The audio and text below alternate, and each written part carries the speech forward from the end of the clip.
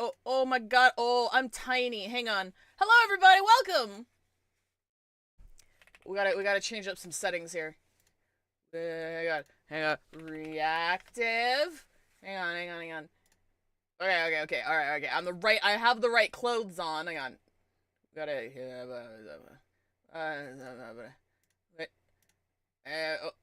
I can't read the names. Hang on. Boom. I don't think I'm supposed to be here. I'm way too far to the left. I'm this far to the left. Hang on, if I'm gonna scooch over. Hello! Hi, everybody! Let me... I had a late start this morning because I had to clean up cat mess. No, that's not right. We'll do this. We pop over here.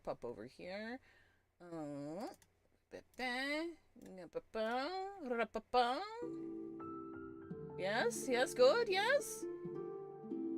Anyway, my luck in this game has been fucking insane. I just tossed like 10 pulls. I think I tossed like 10 or 20 pulls at her because she's not limited. But I do have the rest of the Lingering Glow team. I got Beryl out of fucking nowhere. So I'm like, okay. I don't have her fucking Psyche though.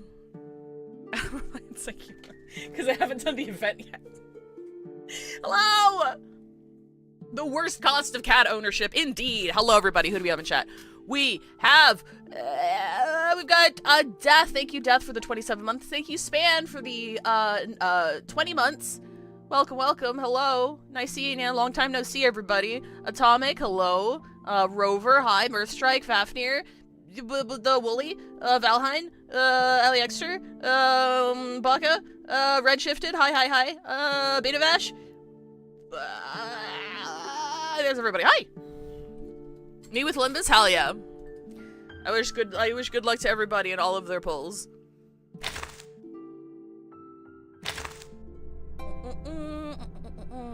I almost burned through all my stamina today. Waiting for stuff to start. But then I remembered that I need stamina to like do the story. So I should probably not do that. I haven't watched the trailer yet. Let's watch the trailer. Well, that didn't sound good. I could have sworn I heard some roughhousing. Maybe one of these paintings is haunted? Señorita Butterfly, whatever it is you wish to find, I will help you find it. It is the prettiest man I've ever Portrait seen. of the twins. All these paintings should have been lost in a storm. I see. These are forgeries, yes? Merely decorations for the auction. As for the club's true goal. According to Lawrence Butterfly, the Manus are smuggling some kind of mineral pigment out of Mexico. Manus Vindicti, mineral pigment. The resurrection ritual. Alright. No one knows the area better than its natives. You're Miss Ramona? The exorcist who fixes crime scenes? I've found the soon-to-be victim, and the thread linking every murder. This emblem. The Turquoise Serpent Club. The most notorious arcanist gang in the city. This drama will draw its curtain on the second night of Dia de los Muertos, when the city's residents welcome back their faithful departed. They believe death is only part of the cycle of life. The killer's trying to lead the victim's spirit somewhere. But where? Thank you for showing me those beautiful memories. But you have to understand, nothing lasts forever. When the killer strikes and the audience screams, I'll be sitting in the best seat in the house. I've got you now. Distinguished Peopleton, my ancient noble guests, welcome to the Turquoise Serpent Club. To whom shall this extraordinary arcanist artwork go this evening? Hey! Why are you all looking at me? What on earth is going on here? Someone help me! Please! We got a lot of shit going on. We got a lot. There are so many fucking irons in the fire right now. I don't know. I don't know what I just watched personally, but I'm excited. And the wouldn't it be funny? I did the wouldn't it be funny thing and ended up with E1 Blade, and I'm just, oh, oops. Well, E2 Blade is like one of the strongest Eidolons in the fucking game right now. So I know you're probably saving for Aventurine, but you gotta, if you're not interested in Himiko or Robin, you got a couple of patches. So like if you can snag E2 Blade, chef's kiss. What if I told you I got Lorenz Butterfly on Monday as well as one Lucy from Mua and a 10 pull twice? Nice! Congratulations! I'm currently tossing everything in Mua at Lucy's weapon. Because I also got extremely lucky and snagged her. I was like, I probably shouldn't. But, I'm vain and her profile animation is really, her pull animation's really, really pretty. Baby. Hey, and Black2506, thank you for the follow. Look, Morty! Look, Morty, I turned myself into a painting!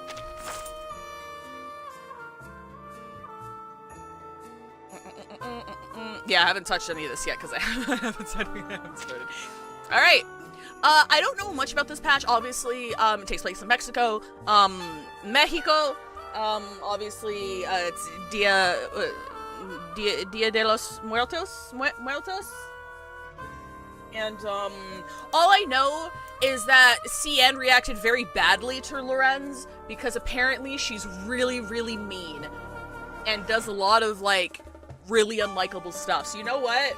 I'm locked in. I'm strapped in. We support women's wrongs. What do we got? Let's go, Mexico! All right, stage 1, butterfly effect. I don't know how to pronounce that.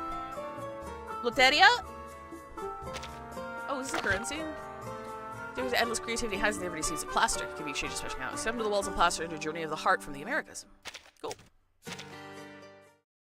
God forbid a woman has hobbies. Loteria? Oh, okay. Stressing the wrong one, I think. Hi, Alec! Hi, Red! I still can't believe they fucking use I Want to Stay at Your House. I have not played the collab yet.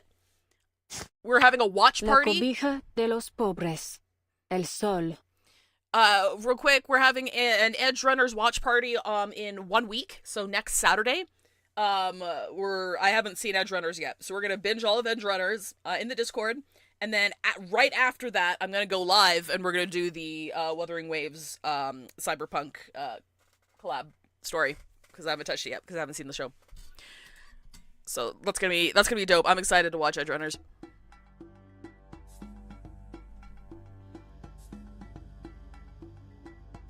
Inside the stuffy tavern, the gamblers hold their breath, faces flushed, crowded around a card table. The sun. Here it is. His hands tremble as he places a kernel on the tabula board before him. Tabula? Tabula? Board before him? Rosita, Rosaura, ven, que te quiero aquí ahora mismo. La rosa. The croupier flips a card from the shuffled deck. Is this like tarot? Lucky me. No, it's a game. It's a game. I've got your rose right here. Al pasar por el panteón, me encontré un calaverón. As the croupier continues to reveal new cards, the tabula boards in front of both players fill with kernels one by one. The scales of victory begin tipping in an avalanche toward the challenger. Is this like bingo, but someone's telling a story? Last round. Game will end soon enough. Diablos! Who the hell is this girl? If she keeps winning like this, Senor Talasso will be left with nothing to wager except his watch. I don't get it. I thought all the croupiers here were Talasso's people. Croupiers. Wait. Sure you want to keep playing, señorita? Fold now, and I'll let you leave here with your winnings. In one piece. What? Oh, but we've got an audience. What kind of a gambler would I be if I folded now? Oh my god, is that Centurion? No backing down now. All in. I didn't recognize recognize her voice! No, not just what's on the table. Everything I got in the bank, too. You gonna call, Hefe? She's like a 1.0 character. She never got like her own story or anything. I'm not even sure if we actually like, did we ever meet her? Like in the story or anything? I don't think we have. Bull-headed chica. You're gonna regret this. He smirks and glances over at the croupier. I'm learning so many fucking new words today. Yes, Senor Classo. Croupier? The game continues. Croupier. He just said it! The next card is...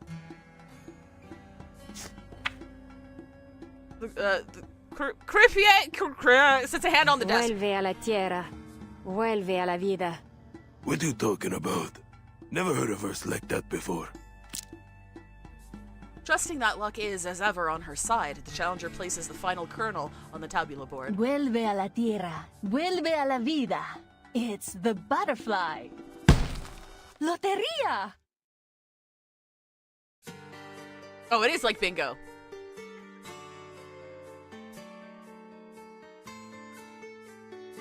Let's call him the dealer, same meaning. I want to know how to pronounce it, though. Can someone spell it out phonetically? Syllabically?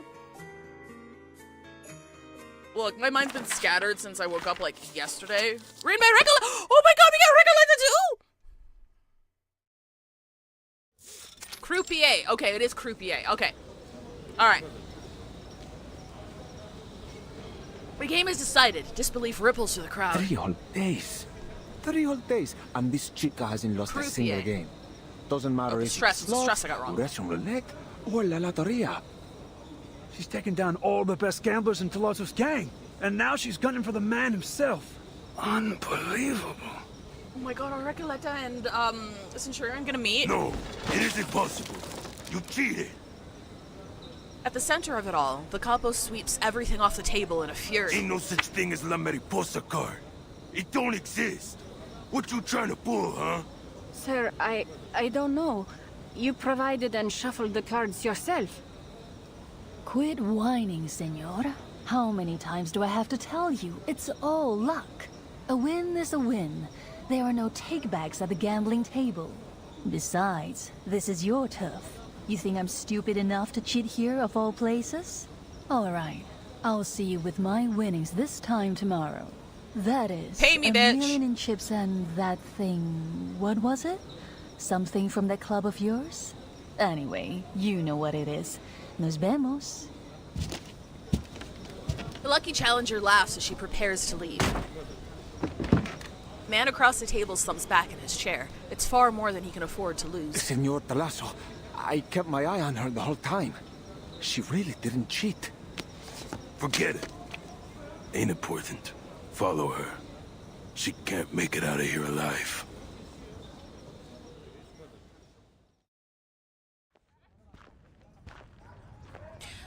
Mexico City! Sunlight falls on the low houses lining the streets. Centurion steps out of the tavern's back alley and wanders into the street. The Day of the Dead draws near. Bone dolls, skull candies, flowers, and paper cutouts, vivid colors spill all the way down both sides of the road. The dry air settles soothingly into her lungs. So good things really do happen when you go home, huh? Still got a while before the show starts. What sort of adventure can I find to kill some time? She catches a soft rustling of feet slinking in from behind her. Ah, speak of the devil. Something I can help you with, senores? Sorry, but Talasso ain't planning on cashing you out.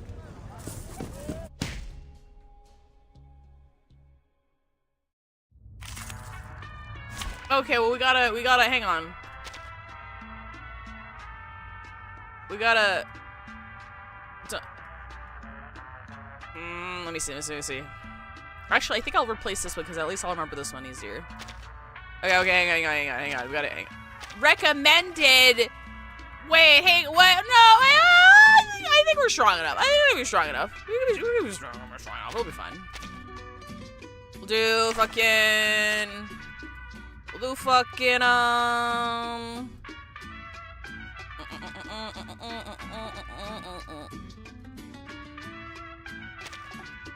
Sure.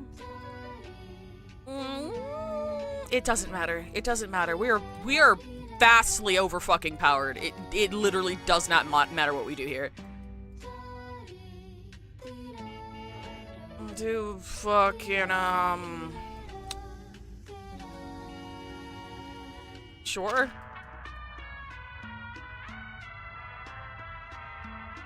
Okay, where's Recolette? We'll put her on the in the back on reserve here, just so she can watch.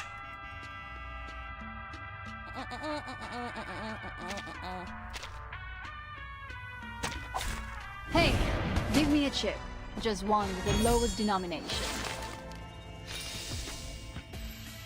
Wanna make a bet? I'll bet that you won't hit me with a single bullet. Yeah, that's because. Oh, hang on. What the fuck is this? The show's on. Oh wait, I didn't want to be on. Okay, well everyone's gonna be dead anyway. Time waits for no one, even for a great. Should try some 4 stars and lower. Oh, you know what? That's a good idea. Once I'm finished like building everybody and finishing up the euphorias, I should go build up some like lower rarity characters and use them as stars.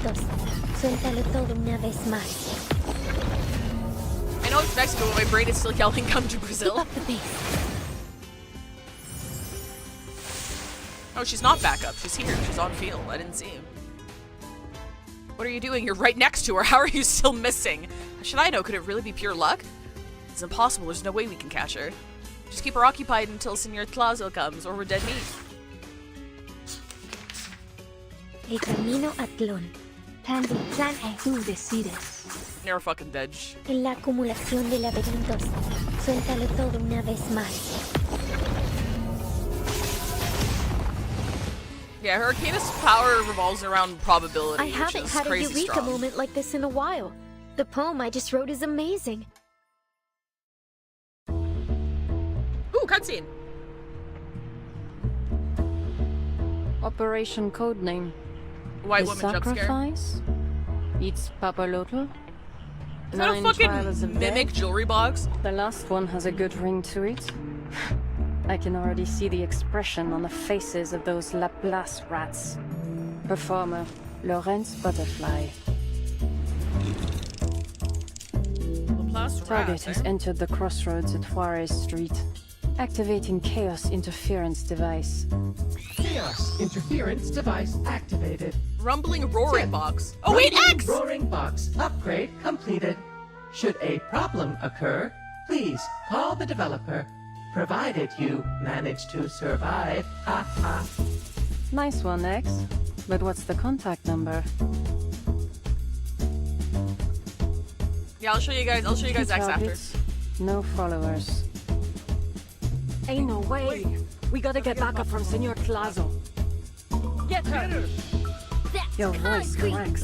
Your movements hesitant. Hey, sleep You I go. Thank instinctively you for the follow. dig to the right and take out the knife you kept in your inside pocket. A habit you formed since the fight that cost you your index finger, hoping it will bring you luck. Stop! Perhaps the knife does grant you courage. Or you simply forgot about the shots that failed to hit the target until you saw the holes on the fence. That's when fear strikes again. Yeah, the vibes are impeccable. So you halt. That's it. Right where I need you to be.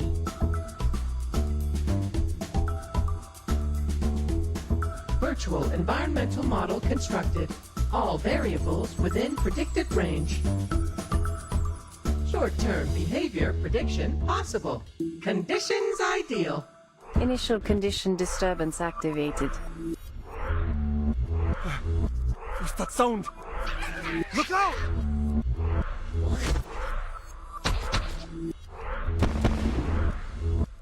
What the hell?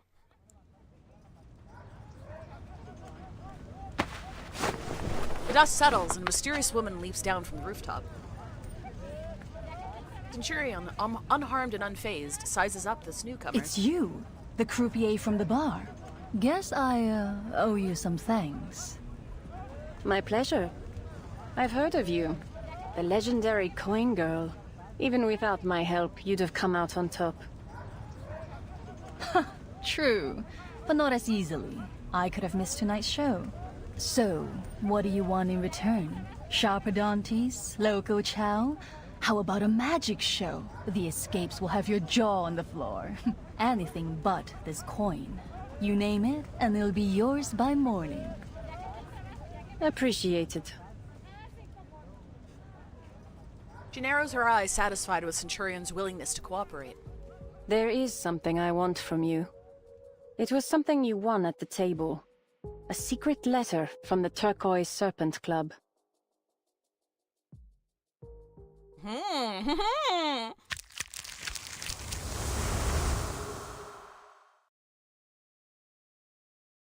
Okay, I'm intrigued. That was a really nice intro. We had like 2 whole cutscenes. Oh shit, we got like extra shit. Hang on, before we continue, I gotta show you guys X. I'm a massive hipster when it comes to like certain voice actors.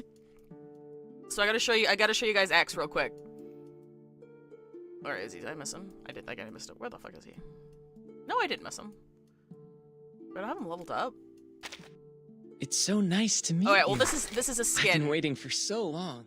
Hang on. I get his default here. So this guy, his voice actor is the same as Brant if you play Wuthering Waves, or Male Endman if you play Endfield. But I knew him as X first because like he was one of like the standout voice actors from the 1.0 cast. I'm like, who is this guy? Like, his voice is really, really good. And, like, hang on, if I can,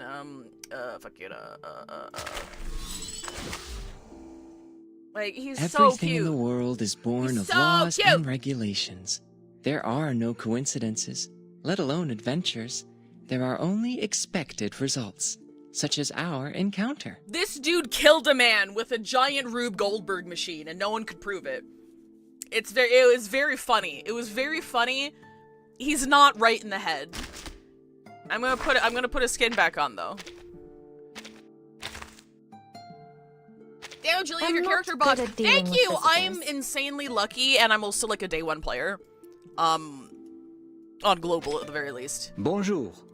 Comment allez-vous? I don't know why the fuck I'm so lucky. The conductor is only seen when the train. This game's been very kind to me. Oh, it's you. And to this day, I'm still building characters. I'm like building Euphorias. I saw Jay's Euphoria, which looks fucking sick, so now I'm gonna have to build that one too. Do you have any more? No, I think we're good. Yeah, I have the majority of the characters in the game. I think I have every limited character in the game so far because I got Liang Yue last patch. I was really lucky with her. I got her and I got fucking Cheng Heguang within like 40 pulls. It was fucking stupid. But yeah. I'll sweep away the dust that's gathered on the tombstones from the previous night. While the physical body might have passed, it is still important. He used to do the extreme talent for reverse, but ever since then it's been critters. I feel like it's been on and off. Like he came back for like a couple, so like maybe it's like a scheduling thing where sometimes he can make it and sometimes he can't. I hope they haven't given up on it completely, but I have seen him recently. But I don't know. Sputnik, how does Sputnik play? Hell if I know. More knowledgeable people about this game in chat will tell you.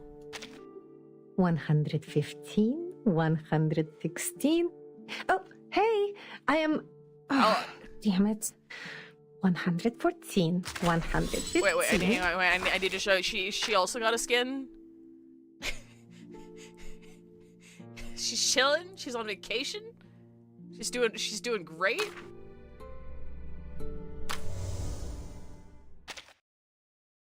Oh, wait, hang on. Oh yeah, I know what's on the right. I don't want to sit here and read through a character kit right now. We got story to get through. Absolutely, there's a 50% chance the coin will land on the face you want, but she wins every time.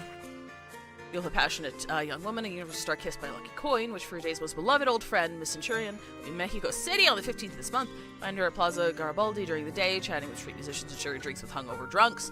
She remembers everyone's name, every unfulfilled wish, and every unfinished adventure. She brings the very best stories to the show. When night falls, she'll appear at the gambling tables. You spot her tossing a coin into a drain near the Zocalo. Don't worry, it's part of the routine. It always comes back. During the tour, she'll make a brief stop in... Oh, God. Hoshimi... Oh, I'm not him. Hoshimil... Hoshi Milko?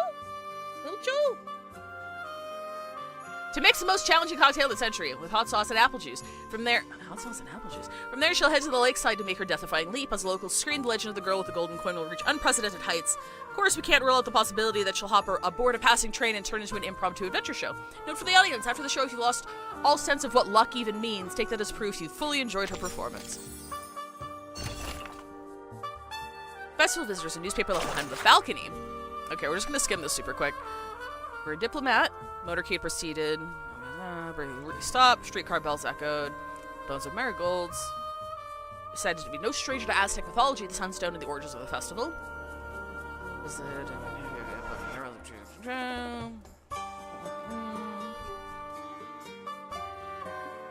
A calavera figurine engraved with a satirical verse. Giorgio repeatedly praising it without reserve, and offered no reply even as entourage Romano. The video defines her meaning itinerary has been released. Nevertheless, during this festival, Joyce or reduced himself over passing observer. Reported by Fitzwilliam. Okay. Foreign diplomat, eh? Mutual assistance, a familiar box, now smarter but less friendly. Oh, it's X! She touches a roaring box upgrade. 626-digit activation code and current star grading. Sparkle's gonna love this.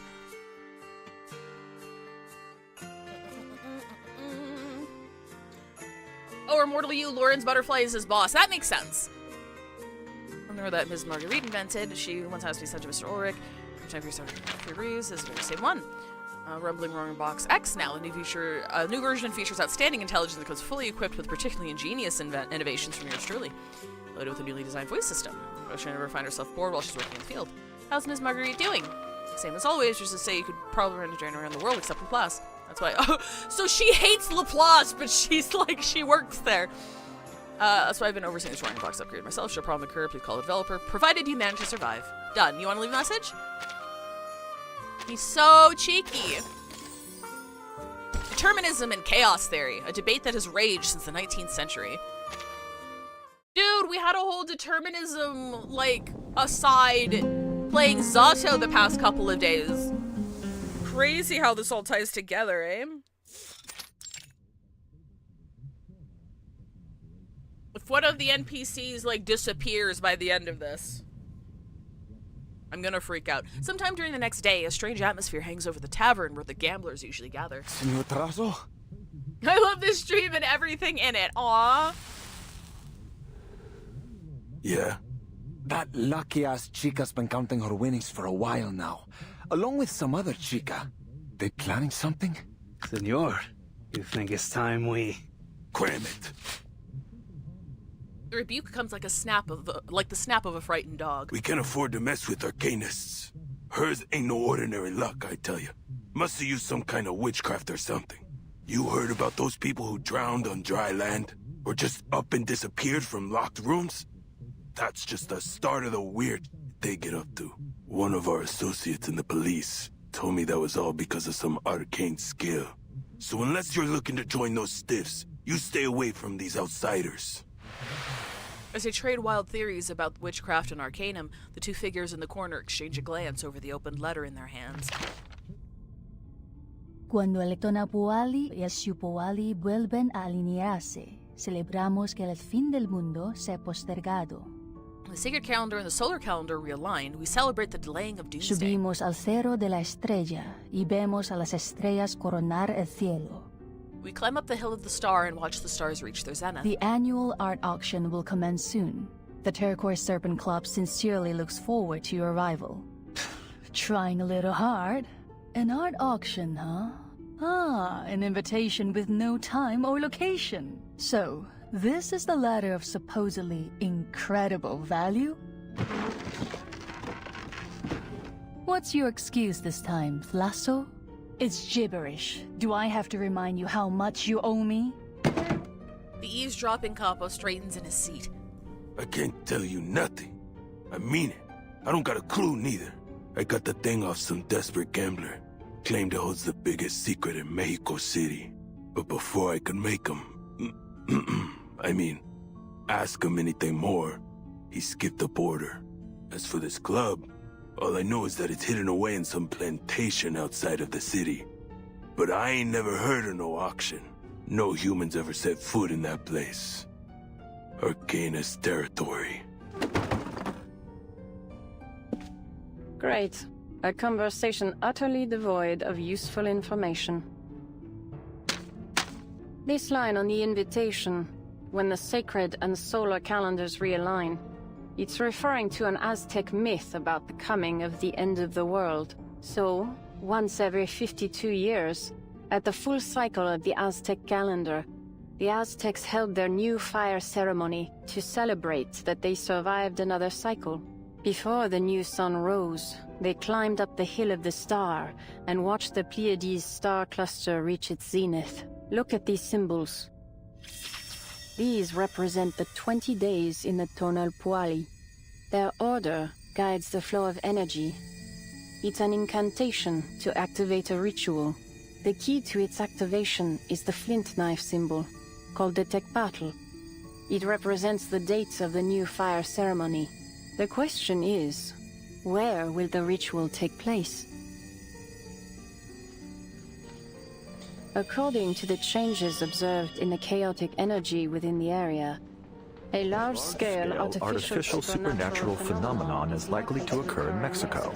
Hey, Ulrich! Furthermore, and with no thanks to you brainless dolts, I was able to confirm my leads that pointed to Mexico City itself. Imagine what you overboiled eggheads could do if you spent even a fraction of your time on something useful.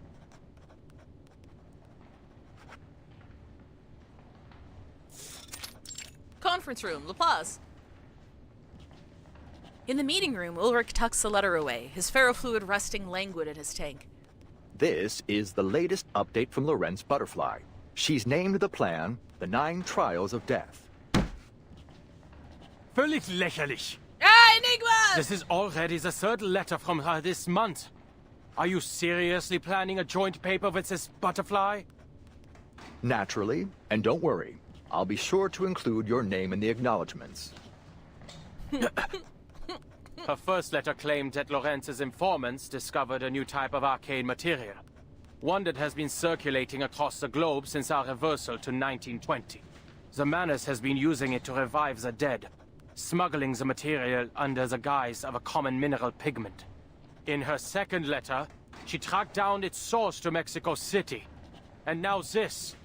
Some prophecy about a supernatural phenomenon. The butterfly's trying to provoke us. Mocking us for always being a step behind Lorenz.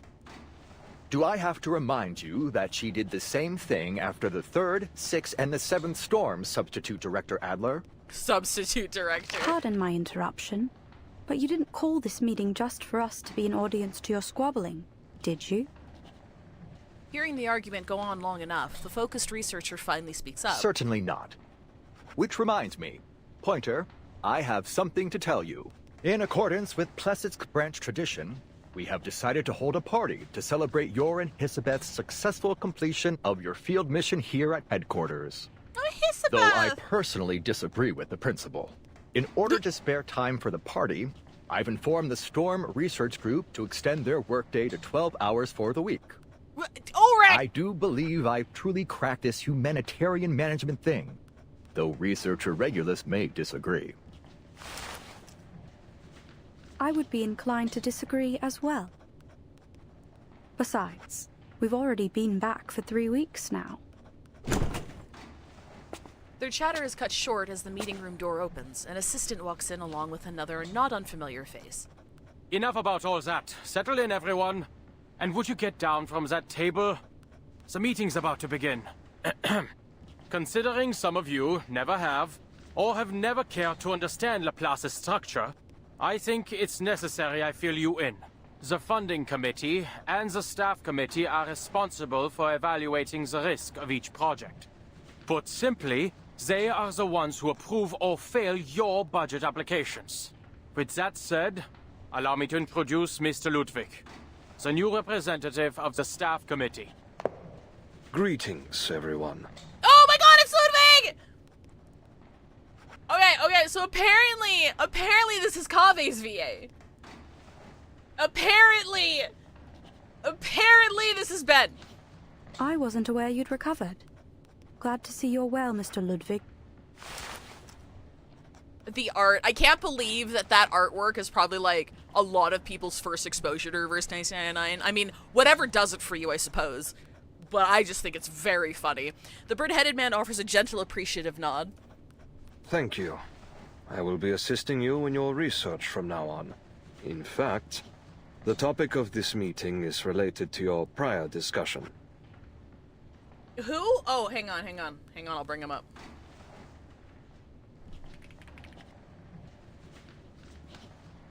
He's like one of my favorite characters in Genshin, like, before I stopped playing. It's Kaveh! He doesn't even sound anything like him. He's also, he's the same guy who plays, Moza in, Honkai Star Rail. Wait, don't tell me you're going to the party. No. Though, if you think I wouldn't spoil the mood, I'd be more than happy to. Moza, the very last 4-star ever, right? I think if they're not going to release any more 4-stars, I think all previous 4-stars should retroactively get a buff that gives them an extra star. I think if we're doing away with 4-stars completely, I think everyone should get a 5-star buff. That's just my opinion. Also, good morning. The Raven sweeps his gaze across the assembled researchers. I've read the letter from Lawrence Butterfly. Over the years, Manus Vindictae has never ceased its pursuit of a resurrection ritual. Many of their actions have caught our attention, searching for the scripts of Renaissance alchemists, taking control of the Fountain of Youth in Bimini, all done after a certain Cavendish descendant joined their ranks. Sounds just like what a mad alchemist would do. But, given what we know now, they've succeeded at least once. You're speaking of Antarctica. Yeah. The mention of that event draws a long, poignant silence. If Lawrence Butterfly can bring us some of this Manus pigment, then there's a chance we can figure out how it works. Their ritual has brought back a person who doesn't belong to this era. Most would call it a miracle to brave the storm in such a way. Have we considered that this may also be a means to truly understanding the storm? The room erupts again. Brave the storm. Mr. Ludwig, have you considered the hypothesis that the storm doesn't cause physical death? I have. It suggests that those who disappear in the storm are not technically dead. Then, where do they go? Over the years, Foundation branches around the world have reported on the reappearance of friends and family, though changed in some way and firmly of the current storm era. It seems these anomalies have become increasingly frequent. We've seen this before. I'm gonna hit The staff committee is also monitoring these anomalies. We can't afford to overlook any details, no matter how insignificant they may seem. Then we can't just sit here waiting for someone to send a letter when they're in the mood for it.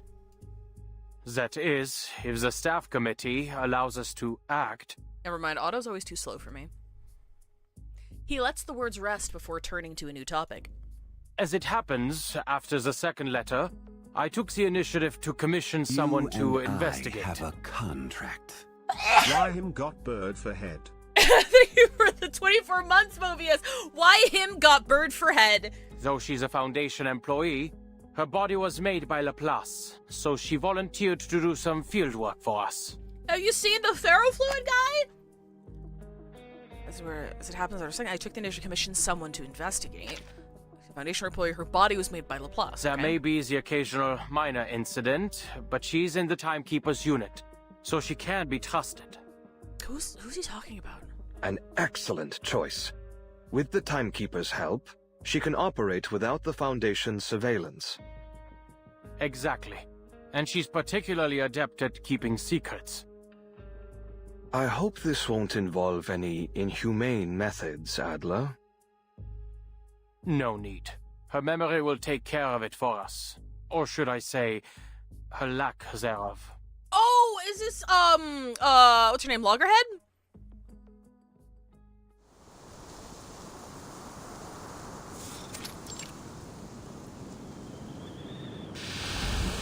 In the scorching wilderness, a glow of arcane skill flickers.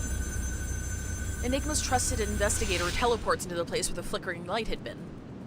Hey, it is Loggerhead! Double check the destination. Mexico City, Mexico. So her whole deal, from what I remember, is that sometimes there is a type of arcanist called an awakened, where they're like an inanimate object or corpse that comes to life because of arcane magic, arcane energy. Some magic shit happens, they come to life. So she's like an old-time camera, but because she's like an old-time camera, her memory is extremely limited, so she has to change out her film reels, and she like carries around the most important film reels so she can like remind herself of things, because all of her memory is in the fucking film reels. So she's a very useful spy, because forgetting is part of her whole routine. Huh. But this doesn't look like a city. Her voice actor is also really cute. Was there something wrong with the teleport disc? Defective, I guess. I did hear that Laplace is working on a reusable version. As she looks out with confusion at the strangeness of her point of arrival, her communicator rings. Is everything all right, Mrs. Latham? All good, Mr. Adler. I've arrived in Mexico City. Please let Madame Lucy know that I'm more than happy to be helping Laplace. Madame Lucy is no longer at Laplace. Oh, that's right. Forget it. We've just received the latest She has letter. outdated info. On the other end, the substitute director drones through its contents. These are the possible starting points. If you encounter Manus Vindictae, avoid confrontation and prioritize your own safety, Miss Latham. She didn't die. She just has arcanist dementia. Don't worry about me. I've borrowed the rumbling roaring box from Mr. Ulrich. She's chilling. She's chilling somewhere in Honolulu with her gay handler, having lesbian robot sex, and is also having lesbian robot sex with the other robots in the upcoming Atomic Heart collab. Did anybody see that trailer? That trailer was gay as fuck. All I have to do is turn it on, and it'll show me all the places nearby with supernatural stuff going on. Wait, where's my luggage? Not far off, she spies a desert devil lizard hauling her belongings away. Happy Pride, everyone!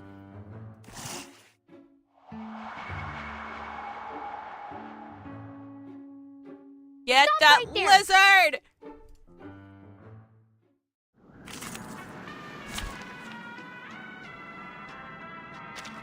Oh, what else? What else? We have. Oh yeah, I had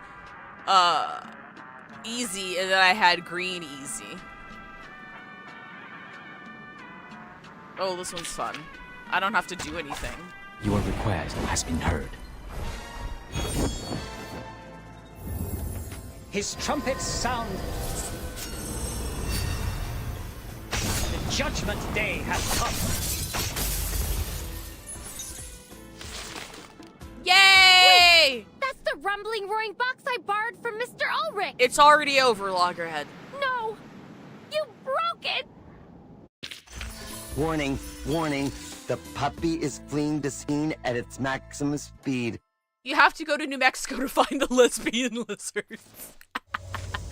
Lucy can't die unless the concept of steam power stops existing. Pretty much. I thought she was more like the I thought she was like the anthropomorphization of like the Industrial Revolution. So like even if steam power stops existing, I don't think she would. Or maybe I actually don't know how Awakened works. Arrival and departure. They all look forward to the days ahead. For the Storm Arcade Containment Department retired its cleaning scrolls. Daily upkeep now depends on the 3rd edition cleansing incantation improved in 96. One day, the scarred statue will shatter its glass prison and plunge into the torrent that fate has written for it. Hey, Ms. Recoletta, are you even listening to me? What? Oh, of course, yeah, you were assured, Ms. Latham. I understand completely. And that covers all the guidelines for the Arcanum Containment Department. You've been here for a week or two now. I'm sure you can handle day-to-day while I'm out on the field I'm out on field duty. After all, you were recommended by the timekeeper herself. I'm not real. You're most certainly correct. I've been a forest ranger, a sailor, even a weaver. Compared to even one of those jobs, a few days as an administrator will be nothing. I have my ways, especially when dealing with bureaucracy like the Foundation. Your ways? Don't worry about it. Although, Ms. Latham, is there really no way for me to come to Mexico with you? I've always hoped to return to Mexico City in source of inspiration, to walk through all the stories I've imagined for my next masterpiece. Maybe some other time, but this time the timekeeper personally encouraged me to go out in the field. You heard her yourself. Ms. Latham, thank you for the information on Madame Boaniche. I've heard all about what happened in Los Angeles. The timekeeper really thought I did a great job. I could just about feel the admiration. Wow, her standards are really low. The girl in the hat rushed off. The camera-headed girl stood firm, convinced that she had been encouraged. Why are you looking at me like that? I guess that you better give me your blessing. I'll carry it with me all the way to Mexico. The concept of an industrial revolution stops existing is when she dies. Okay, yeah, alright. That checks out. Surprise formula, a cocktail no one can replicate. Every sip is a new adventure. This cocktail recipe, grapefruit juice, hot sauce, brandy. This lobster claw is quite something. I know you'd like it. Let's raise a glass to its exquisite taste. Today's games and adventures were absolutely incredible. I'd love to do this again with you someday. That'd be a thrill. You prefer going solo, don't you? Thank you for understanding. I still have some personal matters to deal with. Perhaps one day, if I start missing your secret recipes in your tavern list, I'll appear at your side and under a false name. You're welcome anytime. I never turn down a new challenge. So what's next for you? Still on tour? You got it. Heading through Mexico. I've been looking forward to it forever. Feels like my producer's been preparing it for just as long, though most of that was us arguing whether we need a backup plan. Sounds even rougher than fighting a shark. In the end, we decided we don't need one. After all, sometimes only this old friend of mine here is the only one that knows where I'm headed next. I look forward to seeing you at the show. Maybe you'll be falling off a cliff one day and catch a glimpse of me through the cracks of a steel box. That's my kind of reunion. Mine too. Leave it all up to fate and the flip of a coin, right? Oh, okay, so Centurion was here just kind of like as like a cameo, and then we're kind of tagging it off to Lorenz. But that's fine. I'm just happy to see older characters. It fills me with joy. The fact we got to see Centurion and Ulrich and Enigma and Pointer and Loggerhead, and it's been like 2 chapters. Public property, a space for everyone where challenges, negotiations, doubts, and quarrels unfold. It is actually ad break time, so I'm just gonna pause here, and I'll see you guys in 3 minutes.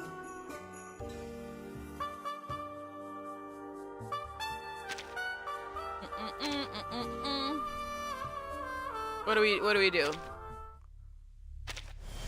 Do we grind something out for no, I don't want to do that. That's gonna take longer than 3 minutes. Another morning and the night follows it. That's the reason why trees and grass grow. Said to me, a lady in a gown.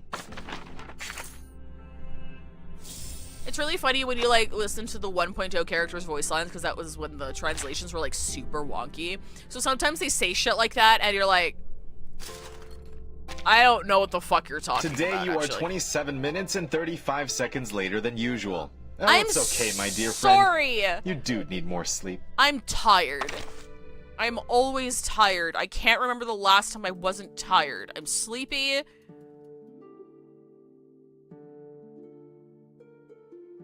Can you imagine people like go to bed and like wake up well rested? That shit sounds fake as hell. That shit does not sound real. I'll take Loggerhead over the IPC journalist camera lady. Oh, the war dance journalist camera lady. Yeah.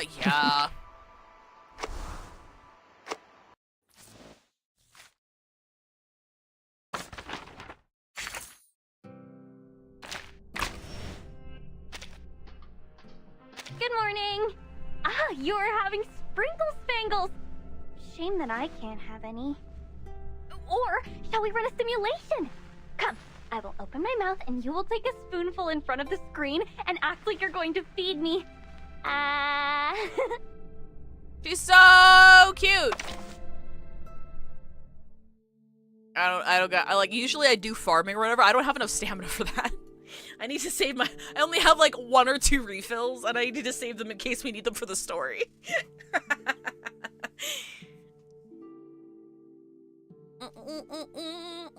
Oh, right, I have Pathfinder today. It's Saturday already. God, the days kind of go by so fast. I'm running out of my EI, and I'm trying not to have an anxiety attack over it. I'm like, yeah, no one's called me back for job interviews. Maybe I need to rewrite my resume and take my university shit out.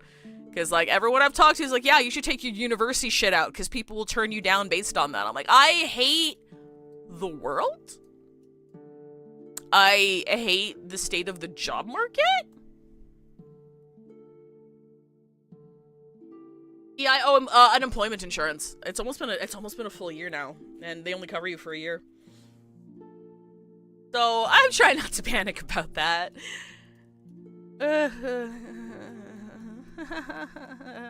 It's fine. It's fine. Everything's fine. I hate capitalism. It's getting to the deadline, so welcome back, everybody. It's getting closer to the deadline, so I unfortunately might have to consider compromising my morals for the sake of having a job. By which I mean, I am in a field that sees a lot of heavy AI usage. And by not applying to things that require AI use, cuts down my opportunities by a lot. So, I might have to adjust my standards a little bit. And I'll hate it. But if it's having a job and having to use AI for my position versus not having a job, only one of those is something I can survive on. Because I have nothing. I hate jobs. I want to shop at Ross. I've heard things like removing age university because it can show your age, because there's people who will be ageist. Oh yeah, that's another thing too. And one thing, like I'm 35 years old, right? And this is gonna sound very woe is me, but I swear to God, if you knew me in real life, I'm not gonna dox myself, but if you knew me in real life, I am a good employee, and I don't ask for much, and my work is good. And every single job I have had in my entire life, I have been forced to leave due to circumstances beyond my control. Like, I either get laid off for no fucking reason, or I get laid off because COVID hit, or I have to leave because I paid $300 to take a mutual funds licensing exam that I would be reimbursed for if I got hired in the position that they told me to take the exam for, and then they never hired me. So I'm out $300 with a useless fucking mutual funds license because I wasn't able to get the job that they promised me, so I ended up having to leave because I needed money. Like, it's always something. I would still be at every single place I've worked at if that shit didn't happen. I am content. Just let me do my work and give me money, and I will never ask anything from you. Because I'm not a very career ambitious person, because I got my own shit I want to work on. Like, a job is just a job to me. Just give me my fucking money, and I can't even have that. So here I am at 35 years old, having to enter completely different industries with my skill set, and have these fuckers look at my resume. It's like, oh, why did you leave this place? Oh, why did you only last 3 years here? What about this gap in your resume? I'm like, fuck off! Just give me work and leave me alone! I don't understand why it's so hard. Anyway, sorry, I'm fine. Yeah. 10 years of my job, I started dipping in AI. My job is like requiring a bit of AI usage now. So, yeah, I was like, I'm not gonna be working for an AI company. Like, I'm not gonna be fucking doing that. But a lot of people in my field, the requirements are like, yeah, you need familiarity with AI this and AI that. I'm like, I might be able to claim religious exemption because I am Catholic. I am like a registered Catholic, right? And the Pope was like, fuck AI. So I'm like, hey, maybe I can claim it on religious grounds, right? The one time religion comes in handy for me. I could be like, the Pope said it was bad, so like, I can't touch that shit because it's against God. And they can't force me to use it! Anyway. You know, our work using AI is unfortunately mandated. I just minimize users who are asking it nonsense and then don't use the output. It sucks. Like, I'm not, like, obvious huge environmental issues aside, I'm not against using AI as a tool, right?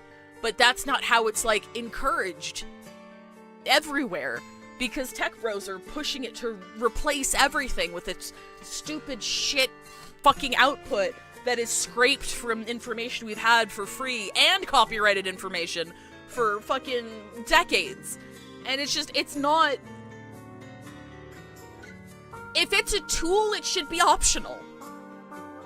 If it was truly a tool, it should be, like, optional. You shouldn't, like, companies shouldn't be mandating. Like, my friend worked at Microsoft for a while, and they literally track your AI usage. If you're not using it enough, you'll get written up. I'm like, that is so fucked up.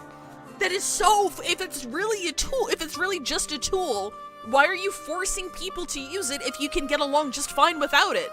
And it's because of how it's being sold to all these fucking corporations as, like, the next big thing. And it's like, they've invested billions upon billions of dollars being told it's the next big thing. So in order to see some kind of fucking use out of it, they force everyone else to fucking use their shitty ass stupid fucking investment. Pisses me off. And this is for, like, the majority of fields, right? There's some minor exceptions, very minor exceptions, but on the whole, it fucking sucks. Sunk cost fallacy, exactly. Job market is absolutely fucked because most resume application... Yeah, that's another thing, like, I'm like, should I get my resume, like, redone by AI? Like, I don't even know how that works, but, like, have it optimized via AI, because everything that reviews resumes nowadays aren't even fucking people anymore. So, like, maybe my resume isn't even being seen, because it's already preemptively being filtered out by these systems. So I don't know what to do. I genuinely don't know what to do. And I'm very thankful for the opportunities I've had here and everything, and this isn't me begging or anything, but I'm not making enough money as a content creator to, like, live off of. I'm not even close, right? I don't make anything from the main channel, all the subs and donations and stuff to Veggie BL Tail. It all goes to Veg, and that was, like, an arrangement that we had since day one.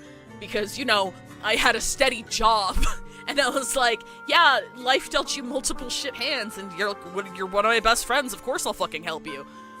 And it's like... And, like, that channel isn't making enough to, like, split revenue, if that makes sense, right? I'm like, I don't want to see a cent of it until, like, you're okay, and we're able to split that in a way that doesn't compromise your living situation. And we're not there yet. It's one channel, it's not enough to support two people right now, right? And, like, I've only recently started, like, taking my side stuff a little bit more seriously. Hey, Vanthulium! How much character trauma going on today? Thank you very much for the resub for 18 months. We're only on chapter 3. I'm ranting about not being able to find a job and capitalism and wishing I could make a living doing things that I enjoy. But I'm just not there yet, because it's the flip side. It's like, if I do that, I'm gonna need to start worrying about algorithm stuff. I need to start worrying about numbers. I need to start worrying about what gets people to watch the stream and what people don't tune into. To be completely transparent, I would need to, like, probably drop this game from streaming. I'd probably need to drop a couple of other games from streaming, because, like, dividing my attention across multiple games algorithmically is really shitty, because being variety is much more difficult than focusing on just a handful of games, right? But I play everything on this channel. I started streaming here because I wanted to share these stories that I enjoy with you guys. But if I'm thinking about making a living, I can't do that. I'd probably have to stop streaming this game because, again, this isn't me complaining, I'm just saying from a sustainability point of view, not enough people show up to these streams to make it sustainable. Like, Reverse 1999 is probably one of my least viewed streams across everything I stream, right? And, like, typically I don't give a fuck, because I love these stories and I want to share them with people who like enjoying stories with me, right? But, like, my entire state of mind will need to shift if I'm suddenly worrying about making a living, and I don't want to do that either. So I'm like, I don't know, man. I don't know, it sucks.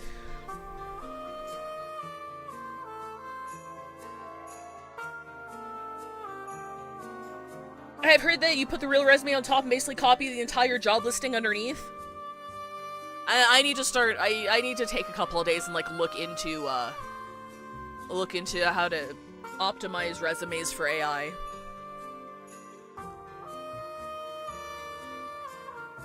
We'll see. Anyway, Chapter 3, Public Property. A space for everyone where challenges, negotiations, doubts, and quarrels unfold.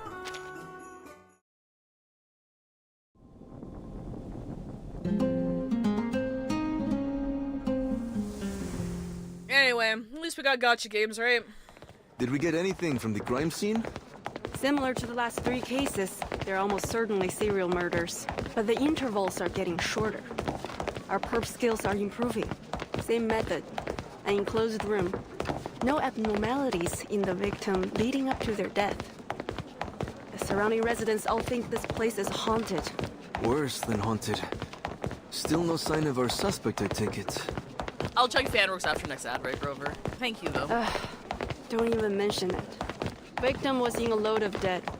So we've got a list of suspects longer than a courthouse docket. You and I will have to get the statement together tonight. Ah, give me a break. I was going to go to the ceremony in a few days. You wish. The storm stops for no one. The cadets hurry off. At the reception desk, the camera-headed girl contents herself with taking in the surroundings. Just fill in this Vigiles case acceptance registration form and you're good to go. Thank you. Let me see. Every fan work is important, Rover. I think I just talked myself into a bit of a negative space back there, so I kind of just want to continue playing the game, and once we get spirits back up, I'll check fanworks after next ad break. Name? Latham. Age? What year is it now? Let's say 97. Race? Awakened. Sure, Chancletta. That's as easy as you might want to do the light novel game off stream. I'm of two minds. You might roll your eyes at the stories, or you might find it cute. It is Bangbu based. Oh, you're talking about like ZZZ in general. I'm not having a good time in ZZZ. ZZZ is one of the games I'm continuing to play mostly out of spite, because, and that's not a good reason to really do anything, even though it's been a primary motivator of mine my entire life. Where it's like, I'm not a fan of the upcoming character designs, I'm not a fan of how, like, some of the writing is being handled, and whenever you bring that up, you've got people clamoring, being like, oh, well, then it's not for you, you just don't get it, this isn't a game for you, fuck off, like, stop playing, and I'm like, well, fuck you, no, I want to keep playing, because I have every fucking right to be here as much as you do, I'm just not going to spend any fucking money on it. But that's not a good excuse, especially when I have, like, 6 other good games that I actually give a shit about, you know? But I want to give it at least, like, the first couple of chapters into, I say Ross Califer, but I don't think that's how you pronounce it. I don't think you pronounce it Ross Califer.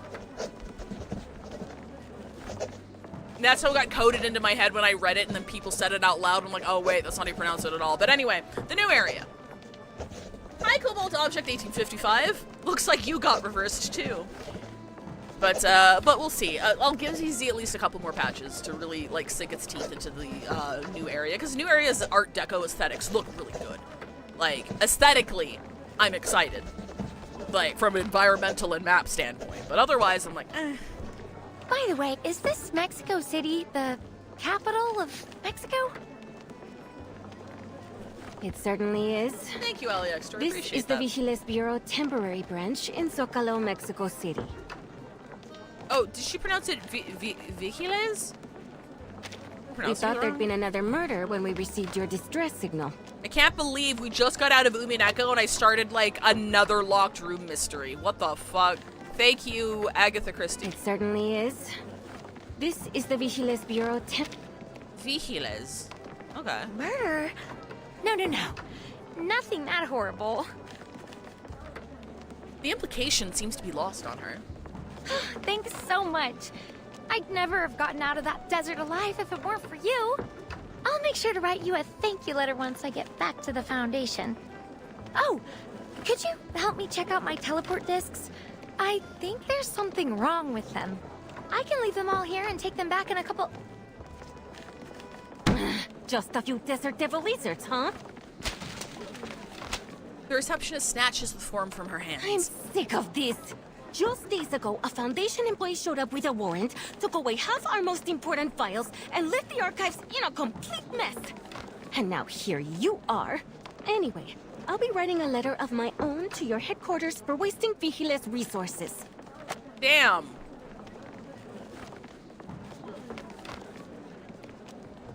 Sorry, hang on. Okay, so... What year is it now? Uh-huh.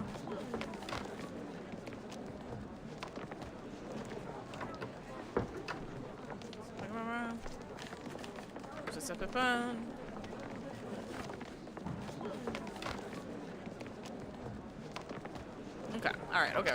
You can go. Oh, just a second, ma'am. Actually, I'm here investigating a kind of arcane material, and... The receptionist boils over with frustration. Get out! I don't want to hear another word about your lizard problems. But it might have something to do with Manus Vindicte. I need the Vigils' help. Oh, okay, it is pronounced Vigil. Okay, alright, it might be an accent thing. Might? You might as well say the Manus will be taking over the Foundation tomorrow. As the dispute continues, two returning Vigils take notice.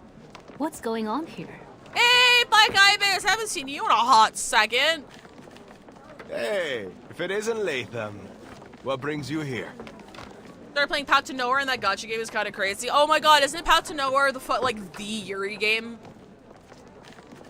Like, Reverse 99's got a lot of good Yuri, but like, PTN is the Yuri gacha game. Like, no question about it. Black Ibis! Mr. Allen! Thank Prison goodness Yuri, you're here. yeah! I need your help. It takes the Vigil only a moment to read the situation. She's a friend of ours. Leave her to us, Laura. I will take you out for some poke later. In that pub we used to go to. My treat. If you say so, Miss Black Ibis. And my name's Catalina. Thank you, Black Ibis.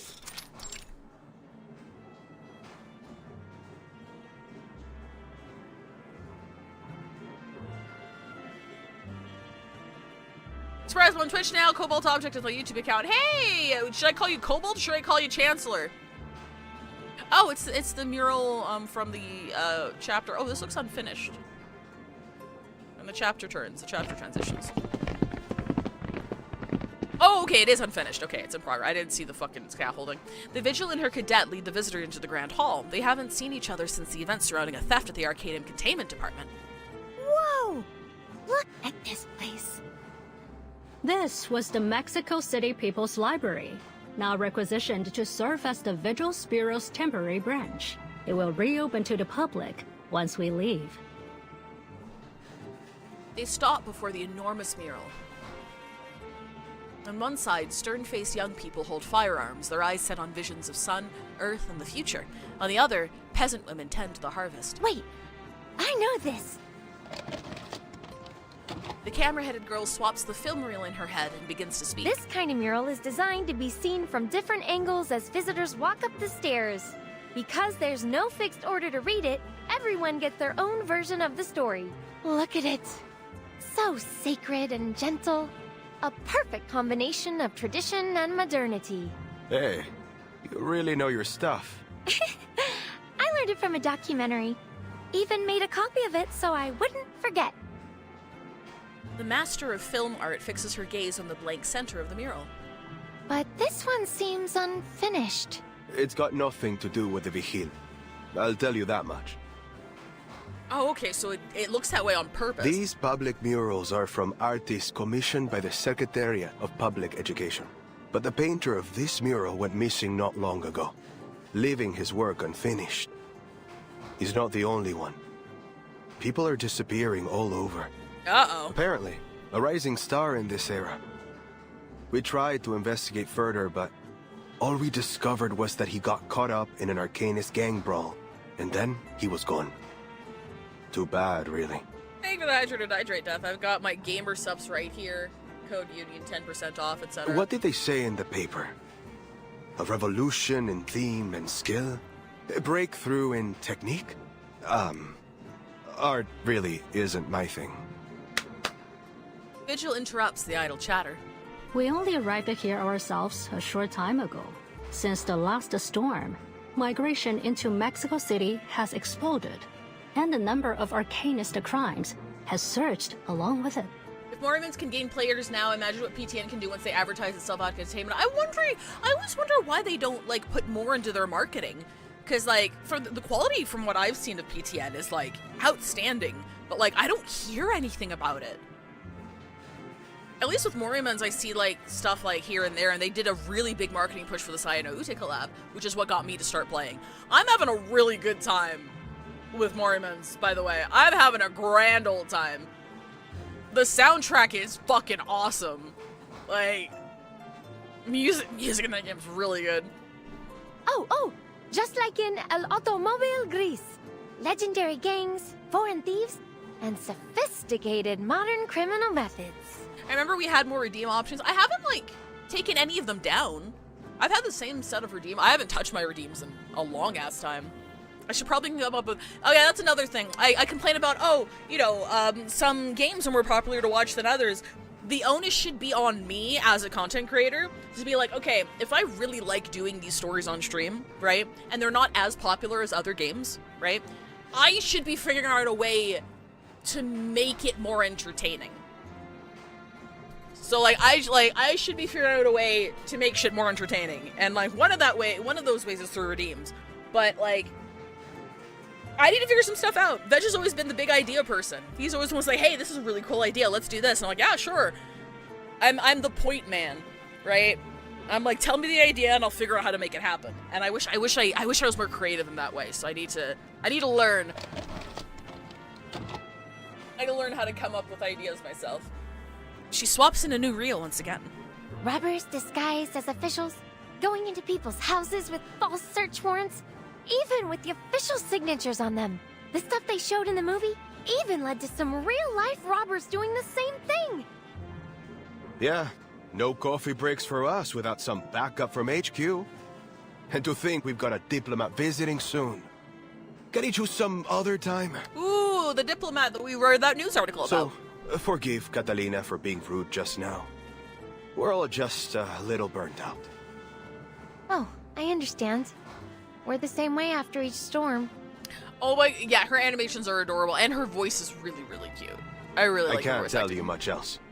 But Mexico City isn't the safest place these days.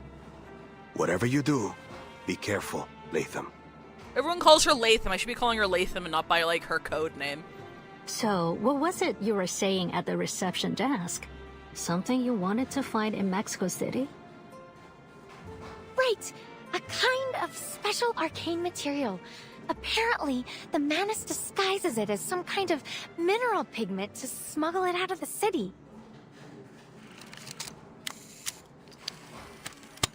Memories race through her head in reverse. She snatches a single frame before it slips away and relays the information to the vigils. Manus Vindicti. Mineral pigment. The resurrection ritual. The vigil and her cadet exchange a glance. That's odd, though. Mexico City isn't one of their known bases of operation. As for the pigment smuggling... There are no related reports in our archive. Reverse has always been a chill stream. I agree. Like Reverse is probably, out of all of the games that I stream on weekends here, Reverse 999 is probably like the most laid back one because it's probably the closest to a visual novel compared to the other games that we play together, right? Where I'm kind of sitting here and I'm just kind of reading things out loud, but I feel like I'm not like offering anything unique with regards to the playthrough. So, like, if you're watching now or you're watching the VOD or anything, you have any ideas as to how to make the Reverse 999 streams a bit more engaging, let me know. I'm really good at, like, analyses and stuff like that. But when it comes to something like, when it comes to the more, to gacha games especially, when it's episodic content, and there's enough time between point A and point Z where I can forget what we did in, like, 1.x, I can, like, fall behind about stuff, so my analyses aren't as strong. I always thought it might be better if I dropped a bunch of games and went really, really hard into the lore for like 1 or 2 instead. But that means like dropping all the other games, and I don't want to do that. So, you know, it's a conundrum. It's a conundrum. What? How can that be? But I know someone who can help. No one knows the area better than its natives, and I happen to know a particularly useful one. She's a contractor, an exorcist hired by the vigils to remove lingering traces of arcane crimes before they're made accessible to the public again. An exorcist? Oh, okay, is this Ramona? I think this is Ramona. According to the latest regulations, she's been given partial access to information on the storm. An exorcist? Who works on crime scenes? Sounds about right. She takes a moment to picture what that job must entail. She's more than just an exorcist. She's the eyes hiding in the shadows. Nothing goes down in this city without her knowing about it. It's said she can sense things regular people can't. Occasional polls for what team you have to use. Possibly, that could be cool. I personally find it can get really insufferable when streamers play story-based games and are more interested in entertaining chat than paying attention to the story. That also pisses me off. Like, if you're gonna be playing a game with a story, like pay attention to the story. At least for me. Obviously, it depends on what kind of audience you have and what you find most fun to stream, right? So if you're playing a game with a story in it, you don't give a shit about the story. Like, that's not my kind of content. But maybe you'll find audiences who also don't care about the story and just want to be entertained while watching something in the background. But yeah, no, I totally get that. I know this is very high effort as someone that does this, but sort of indirectly cross-promoting through video essays might help. I mainly stream on YouTube because my audience is specifically from my video essays. That makes a lot of sense as well, Fafnir. Like, that was something that was suggested to me a while ago, like making video essays and stuff like that. And I'm just... I would like to. I would absolutely like to. I don't know how I would add that to my current workload, because I'd have to like script it and then make a video for it and then record it and then edit it and then upload it, and it's like, it's not me necessarily saying, you know, boo-hoo, it's a lot of work, but it's also like I'm doing like so many things. Is the reason I'm not succeeding because I'm doing so many things at once, and should I be dropping some of the other things I'm doing to make time for other things, right? I've been very hedonistic in my content creation, where it's like, I'm just gonna do what makes me happy and what I have fun doing and not worry about anything else. And I've been able to get away with that for a while, right? I think another thing too is if I put hours into making a video essay and no one fucking watches it, I do not know how YouTubers continue having the motivation to continue doing it. Does that make sense? Like, I know it's the consistency, it's the high effort, and it's a consistency that will eventually lead you to success, but that shit would fucking break my heart. That would, like, break my heart if I put 20 plus hours into making a video that I really cared about and was really proud of, and, like, nobody fucking watches it. And to have that happen over and over again until it hits, I do not know if I have the tenacity. I don't know if I have the tenacity for YouTube. I'm gonna be completely for real. I don't know if I do. Again, I'm a hedonist. I need results now. I need to have fun now. I don't want to invest in my future. I want to do stuff that's fun right now. To my enjoyment to time ratio. But I admire you and anybody who is like putting effort into this isn't me downplaying YouTube. This is me saying I don't have the work ethic to make it on YouTube, I think. And I admire anybody who does. Like, that's a lot of fucking work.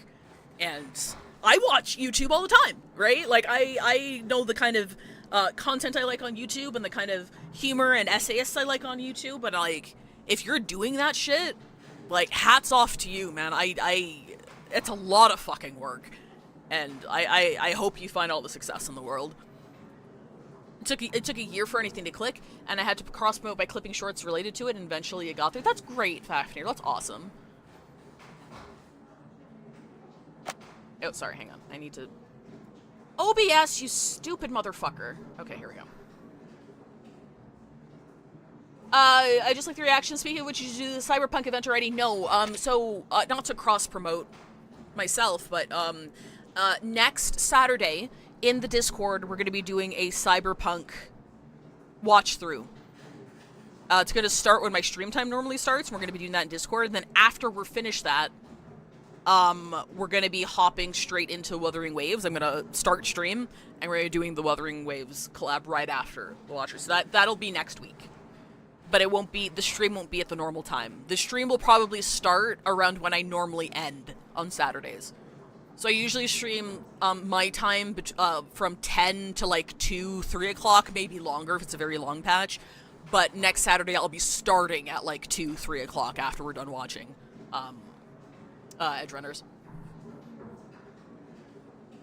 Cross-promoting yourself in your own stream when you want to succeed? God forbid. I know, right? I'm sorry. Oh my god, fuck. I'm trying to scroll up through the fucking... Hang on, let me see. I've heard Radio City get a lot of distractions just by pushing a lot of shorts, which are easier effort levels as well. Good for algo. Yes, that's one thing that I'm starting this week. I have stopped posting shorts and TikToks regularly, so I'm put in the algorithm jail. So, I've already done 2 this week. I should be upping them, though. I should be pushing more videos out every week. But I'm getting into the routine of uploading. I want to upload at least 3 videos a week, if not more. I know people who upload shorts, like, every single day.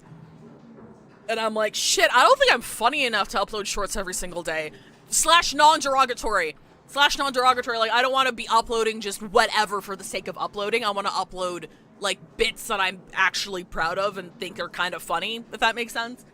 But yeah, no, I definitely have a huge backlog because our editor, Alec, I pay him to do clips for me as well. And yeah, I'm definitely trying to up my shorts TikTok game again this week, and working through the massive fucking backlog of videos I have from him because I just never got around to posting them. I'm lazy. Anyway, sorry. We're talking about Ramona here, I think. Contractor, latest regulation, partial access information on the storm, extras working crime scenes, takes much pictures on my tail, more than extra eyes hiding the shadows.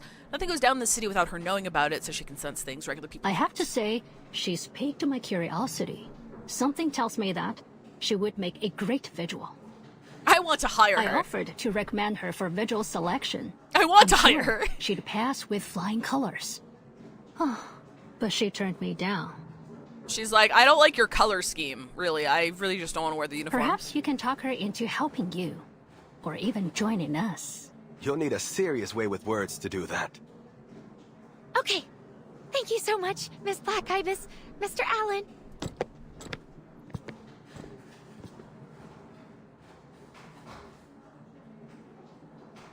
Though the information is far from sufficient, Loggerhead plows ahead with full enthusiasm. After seeing her off, the cadet turns to the brooding vigil, puzzled. Mineral pigment. You know what? Dimas, that guy from the European branch. He's been looking for that too. I overheard him asking about it. Was looking for the case files on the previous storm. I have seen Igor's new outfit. It's very slutty. Good for him. So then people in the Vigil are looking for it. You think he's up to something? Dimas. Reminds me of an old friend. You know Krios, don't you? When he was in the Vigil's Bureau, Dimas was one of his most loyal subordinates. I fucking forgot Krios was part of the Vigils. Shit. Dimas was one of the list. Okay. And now, he's gained the recognition of some big wigs in the Foundation. Didn't take long for him to work his way up. No matter what their reasoning or who they're working for, our best course of action might be to let both parties get what they want. That pigment. Black Ibis offers a knowing smile. Times are different now, Brian. Both Europe and the Foundation are in turmoil. Is this that political wisdom you're always talking about? What was it? Doctrine of the mean? Once again, my name's Alan. Wait, did she get it wrong? Oh yeah, she called him Brian. Okay, hang on. For Immortal You, I need to bring up Igor's slutty new outfit. It's not even that slutty. It's just compared to his base outfit. little slutty. Skin? Let me go to, Marui. Marui. No, not YouTube. No, not the website as well. Where the fuck is the... There we go.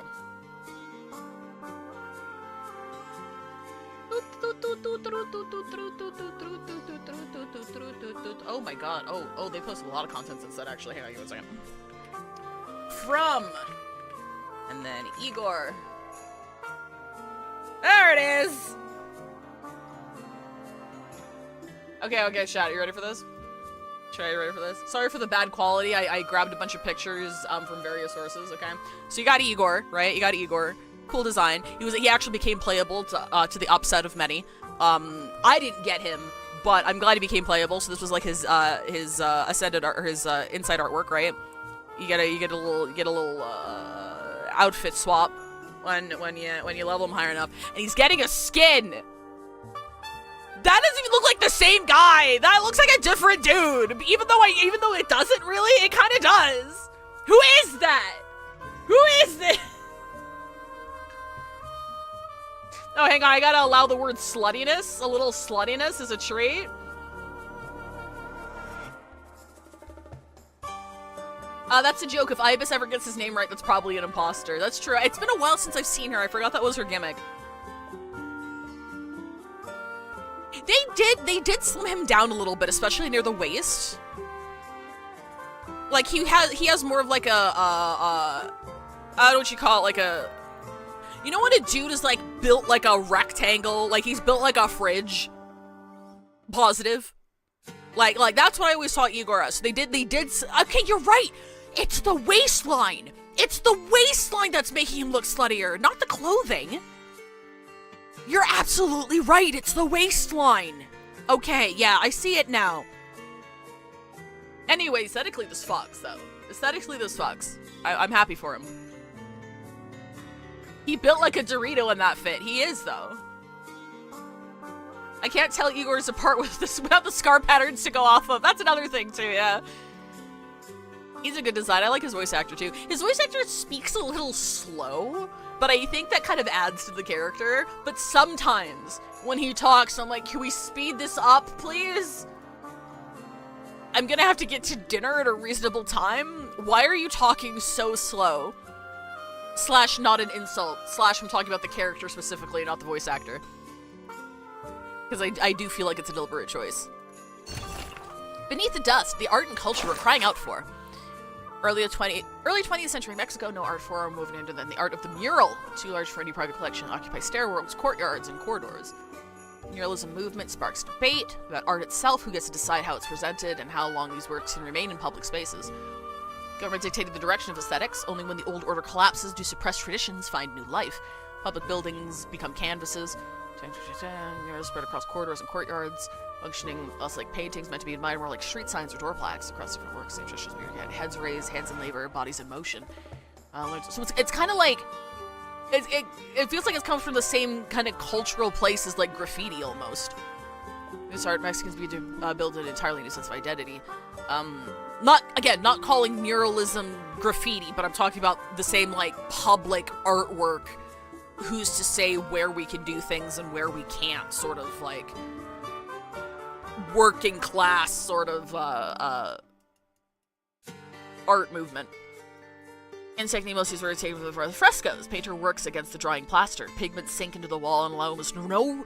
Okay, in techniques, most of these work take the form of frescoes. The painter works against the drying plaster. Pigments sink into the wall and allow almost no revision once set. Over time, colors gradually fade and outlines disappear beneath dust. Countless people pass beneath them, look up briefly, and walk on. Yet the walls remain, still bearing the traces. Perhaps the mural's true significance lies not in its form or technique, but in the emotion, memory, and care. I didn't know that's what made a fresco a fresco!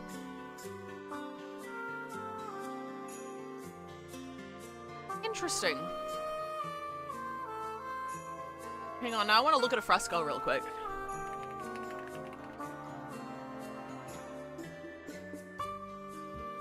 Uh-oh, I think I spelled that wrong. It's showing me cheese. Why is it showing me cheese? Fresco art? Fresco art, here we go. Oh my god, the fucking creation of Adam was a fresco? Okay, hang on, give me a second. Technique of mural painting executed upon freshly laid plaster. Water is used as a vehicle for the dry powder pigment to merge with the plaster. With the setting of the plaster, the painting becomes an integral part of the wall. Oh! The word fresco is derived from the Italian adjective fresco, meaning fresh.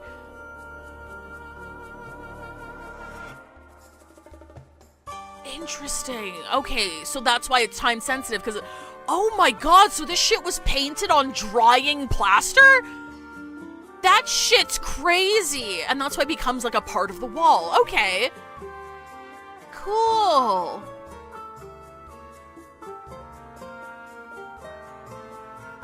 Huh.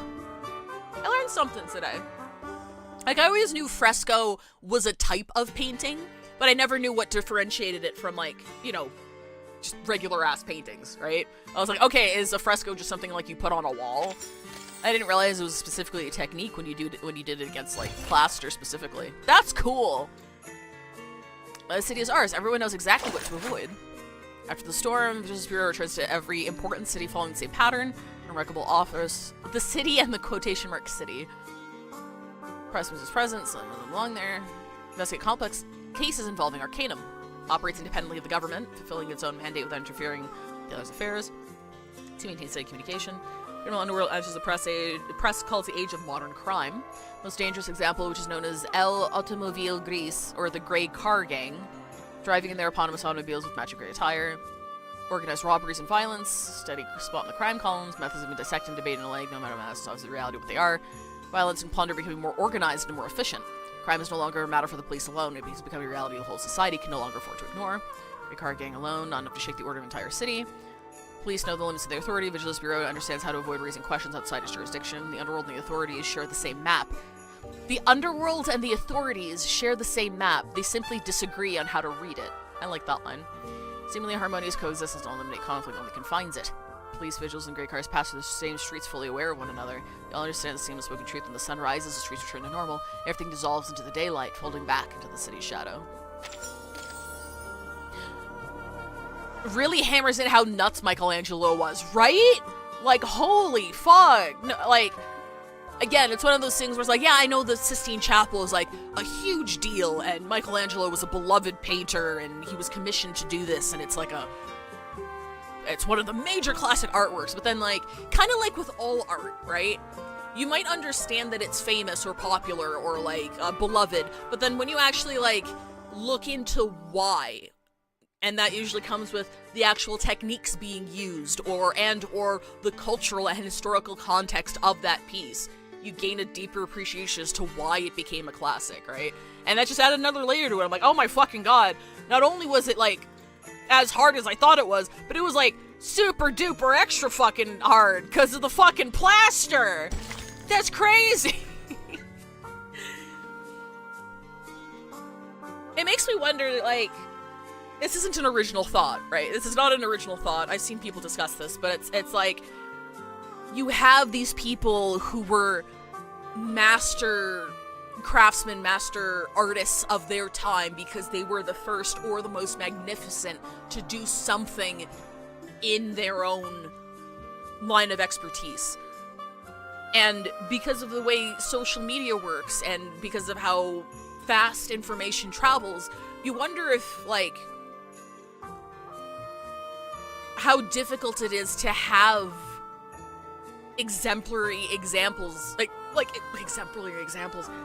You know what I mean? Like, is anything made today, will anything made in the modern era be seen as a classic, like, 100 years from now? Right? Because it's because of the historical and cultural context and the techniques and the new shit that made these people staples in their craft. And it's like, are we still discovering new things like that? Are there new forms of artwork? Well, obviously there's new forms of artwork, but are they widely known enough and widely appreciated enough to have these new pioneers in these spaces that will be looked on fondly 100, 200, 300 years from now in the modern day age? Or is the information superhighway so like, it just inundates us with new things all of the time that it's just difficult to be special anymore in that regard. I think back to, like, when Michael Jackson was popular, right? Like, you can't become as popular as Michael Jackson was during the height of his career, because how the audience's relationship to music and celebrity culture, their access and relationship to it is much different today than it was in Michael Jackson's time, right? Like, sure, you can have, like, album sales and stuff like that, but he embodied something that you can't achieve again because of how things work nowadays. Does that make sense? So it's like, how many, like, for instance, how many times have you heard of, like, a fucking YouTuber or a celebrity or something that has hundreds of millions of fans, and you're like, I have never heard of this person in my fucking life? Like that Family Guy bit where Brian's watching a movie and they have this whole montage of celebrities with made-up names, and he's like, who are these people?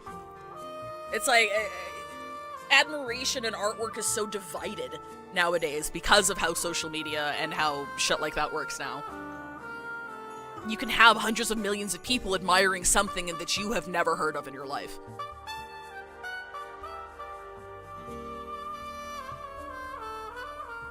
I don't think we can know it. It's worth noting that many of them were completely unknown until well after their death. That's fair as well, yeah. Tragic how that is, eh? I also think it depends on proper cross-pollination between various social avenues, that's true. Throwing spaghetti at the wall, 1999 seems tricky to individualize since the game gives you the story. As you mentioned, the gameplay itself doesn't have a lot of interactivity. Seen a lot of YouTubers leveraging vocal expertise on songs, or maybe something like analyzing the voice acting choices they make or techniques they use.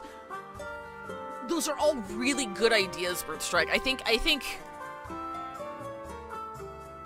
think something that makes me, how do I say this without being self-deprecating? Something that, the reason why I don't really stand out in this space is because I don't bring anything new to the table.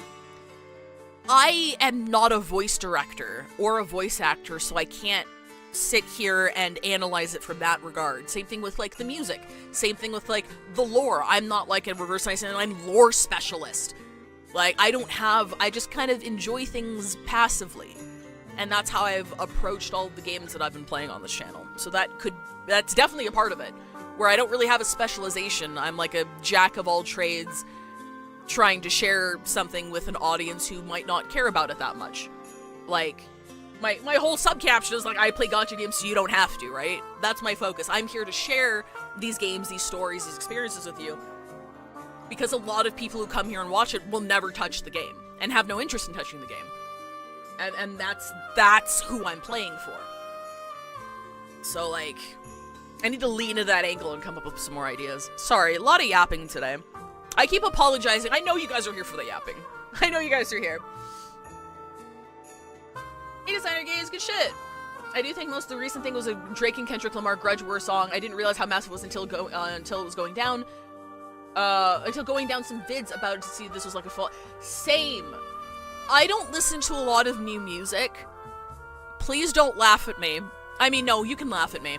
Before that whole beef went down, I did not know who Kendrick Lamar was. And it's not because I hate rap or hip-hop or anything like... I just don't listen to new music at all. And the rap and hip-hop I do listen to are stuff that I grew up with in the 90s, right? I don't listen to, like, new artists, like, whatsoever. Not because they suck, not because I dislike it, I just don't listen to new music. So then, like, it was Wes who told me about it. And I'm like, Wes, you seem to know a lot about this. Who's Kendrick Lamar? And she was like, I love you. Are you shitting me? Like, is this a joke? Or are you serious? I'm like, no, this is /serious. I do not know who Kendrick Lamar is. So she, bless her heart, she, like, sat with me in call and gave me, like, a fucking half-hour rundown of who Kendrick Lamar is, why Drake pisses him off, why they're beefing, and I'm like, holy shit, I need to listen to Kendrick Lamar! So I, like, worked through his albums, I haven't finished them all yet. I'm like, holy shit, this guy's a genius! Why has no one told me about this man? So yeah, Kendrick Lamar is a very recent discovery for me. Because, again, I'm just so separated and isolated, I don't go out and look for new music and consume new music a whole lot. Just, it completely missed me. So isolated. isolated by the familiar. It's really sad, but yeah. I also didn't know. Same, right? All the rap I've ever listened to is basically whatever ended up in the Saints Row games. GKMC and Mr. Morale are peak. I still don't know. Damn, I don't listen to him, but even I, who knew he was. I know, right? It's like, it's that asymmetry of information based on what you consume, who you talk to, and what ends up on via algorithm on your feed. And because algorithm is as omnipotent as like the fucking, as capitalism at this point. Everything comes down to blaming either capitalism or the algorithm. And the algorithm is a subset of capitalism in and of itself, so it's still capitalism. But social media is like designed to psychologically keep you stuck to the screen as long as possible, so it's not going to show you anything new. It's going to show you things that it knows will keep you on. And like, it's just like, it's a lot. It's a lot. Commentary, social commentary, algorithm. I need to listen to more music and like read books. I'm a writer. I don't read. I need to read more, and there's not enough time, and I'm tired. I'm tired all of the time, and I don't have a job, and like, I played Zato the past couple of days. I'm very existential right now. Anyway. Rap artist is fucking crazy. I think it's still, I'm not gonna say that out loud because I'm gonna mispronounce it and out myself as a tourist to this day. Okay, I'm gonna say something that I've talked about before that I've always wanted. Like, there was a radio program that actually did this, and I listened to that one for a while, but I like the concept of long-form ongoing series that teaches you about the history of a medium while experiencing that medium in real time. Let me give an example. There was a radio program, I can't remember what the name of it was, but it was the history of, it covered a lot of music history. And then he was a male voice, he would come on and give you context, like cultural context, I guess technological context as well, of the era that he has the program on. And he'd be like, blah, blah, blah, blah, blah, and it was revolutionary when so-and-so came onto the scene and did this. And then he'd play the track.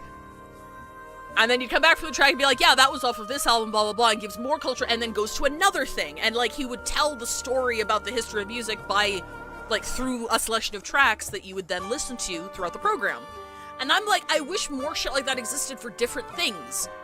Right? Like, basically a college course that you can attend to remotely, and I want, I'm getting back into movies again, and I'm watching a lot of movies, and, like, I wish I could there'd be some kind of thing where it's like a cinematography course or something, where it's like, okay, yeah, there's this technique, and you can see it on this movie, and then I go watch that movie, and then I can go see it.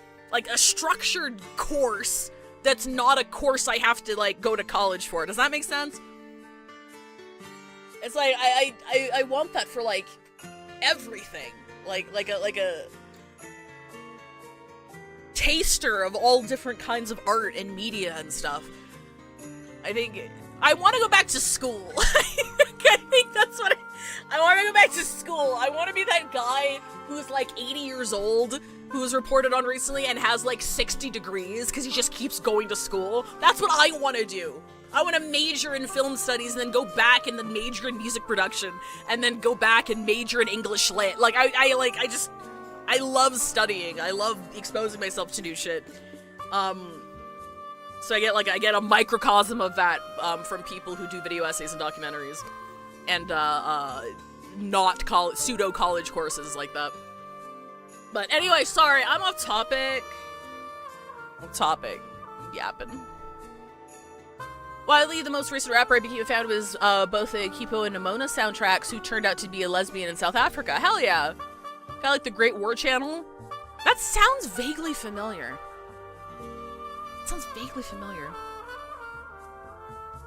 But yeah, I should probably get back to playing Reverse 999.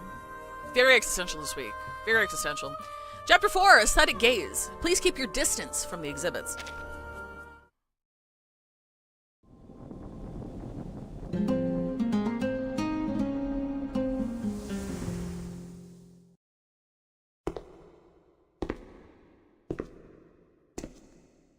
Oh god, I'm so sorry. We're hitting another ad break. God, yeah, we are. I've been talking so much. I'm sorry for delaying the story, guys. I will pause right here so we don't have to stop mid-chapter. And I'll see you guys in 3 minutes. There we go. I want to learn things from people who are enthusiastic about the subject rather than it just being the subject they got stuck teaching. Yeah, absolutely, Mirthstring. That's a really nice way of putting it as well, because the enthusiasm is like a huge part of it. The enthusiasm is a huge part of it. And I would love to learn anything and everything from people who are passionate about what they're talking about.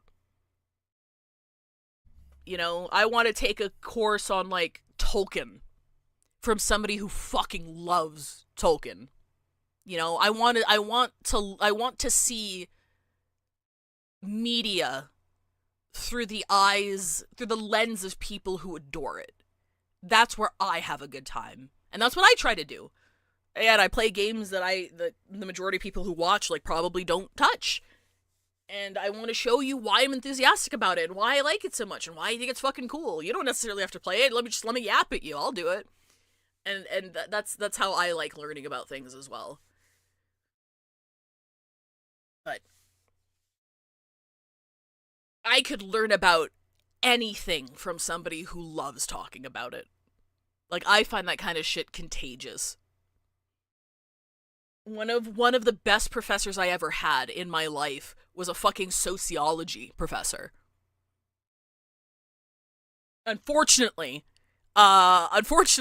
she taught, like, early years. So she would trick you into getting interested in sociology, and then you'd get another professor, and then you'd be like, oh my god, maybe I don't like this subject matter. Maybe I shouldn't specialize in this. Maybe I just really like learning from her specifically. Fuck. Oh boy. I've always felt like I like learning, but also I don't like school, right? Radical idea. I think that people should be able to go to school and pay for it, but at a heavily discounted rate, because it gives you no credentials. So you don't gotta take any tests. You don't gotta take any exams or write any reports. So there's no extra workload on the professor. But also you don't get a degree or anything. But also you can still pay to show up to the lectures. I think we should have university tourist passes, in my opinion.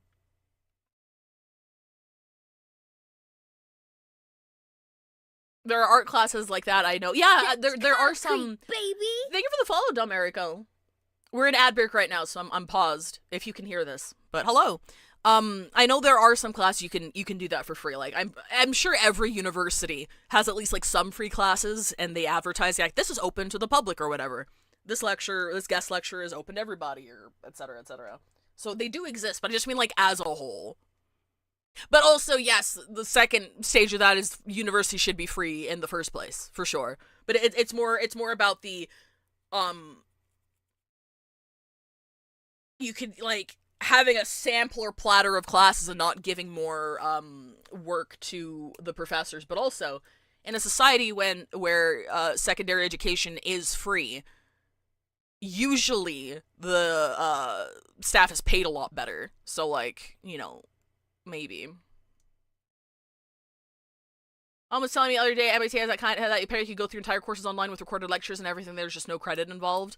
That's cool. Yeah, I know Harvard. I think Harvard has like some courses like that as well, where it's like you obviously don't get any credit or anything for it. But like I'm a sucker for the in-person school experience.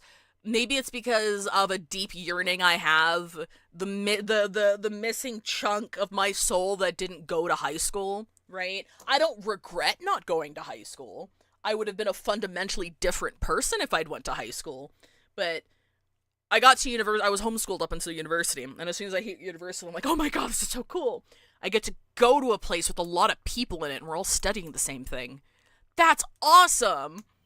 It was a very novel experience for me. And because I was homeschooled up until then, I already had, like, all my study routines and shit down pat, because I'd had to do that my entire life. It was neat. Yeah, I was homeschooled until, up until university, and then I took my SATs and then went to university.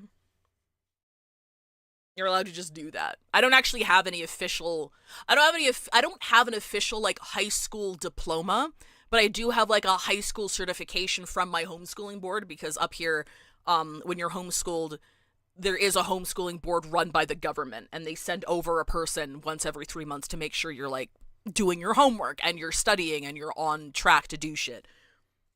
So I don't actually have a certification, like a GED or a high school diploma, but I have 2 university degrees. So ask me how that works. I had a good time, though. I like school.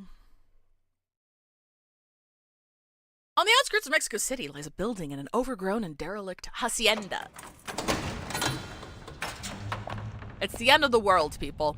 The uninvited visitor slips inside with little effort before taking a quick survey of her surroundings. The Turquoise Serpent Club. That does not look stable. So, this is the Arcanist territory no human dares set foot in. But the box is hardly reacting.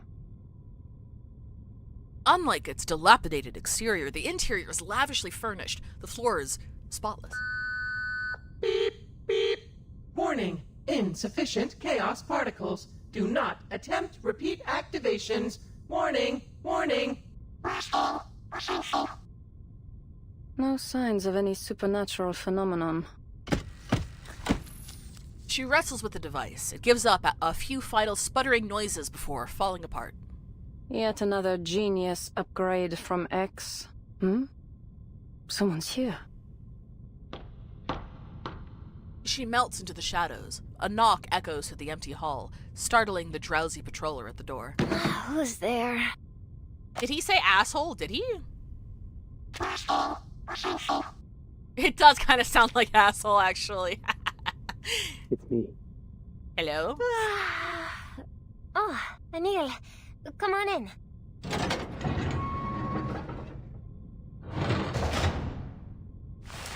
I'm here to deliver the item for the auction. Right before the deadline. That is the prettiest man I've ever seen. They should eliminate the administration layer and make universities into professor unions and co-ops. Oh my god, that's such a good idea! Oh my god! Surely there are places that do that. Does anybody know places that do that? No, that's such a cool idea. Why does a government need to be involved in anything? I'm just kidding, mostly. Mostly kidding. I'm here to deliver items for the auction right for the deadline. Okay. I see the paint on your bare chest, man. Not a good time, Aniel. Senor Perez is away. He's been out of the club more and more these days. The patroller lowers her voice, muttering gossip about the club's owner. And getting more and more upset. I haven't been in his office, but I can hear him roaring from the other end of the hallway. Could be the coming auction. Though I heard he's been looking for a supplier who lost contact. Been turning half of Mexico inside out to find him. I'll tear him apart and feed him to the fishes, he said. Oh my god, they tear people apart and feed people to fishes just like we do in the States. No one dares piss him off these days. We're all just going to bed hoping he'll wake up in a better mood. I hope he does. Could you please pass this along to Senor Perez? It's the painting he asked me to finish, and the linen canvas from the 19th century he requested. The incantation used to forge the painting is unstable. I would ask that no one remove the calming incantation on it until the day of the auction.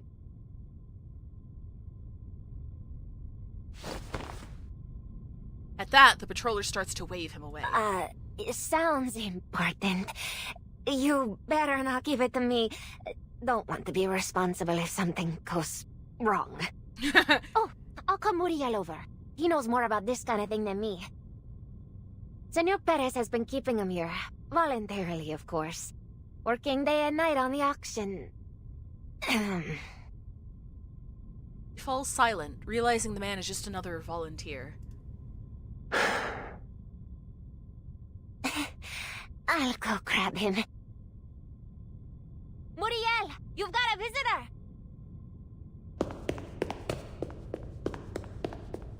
He hurries off. Moments later, a dazed boy trails behind her.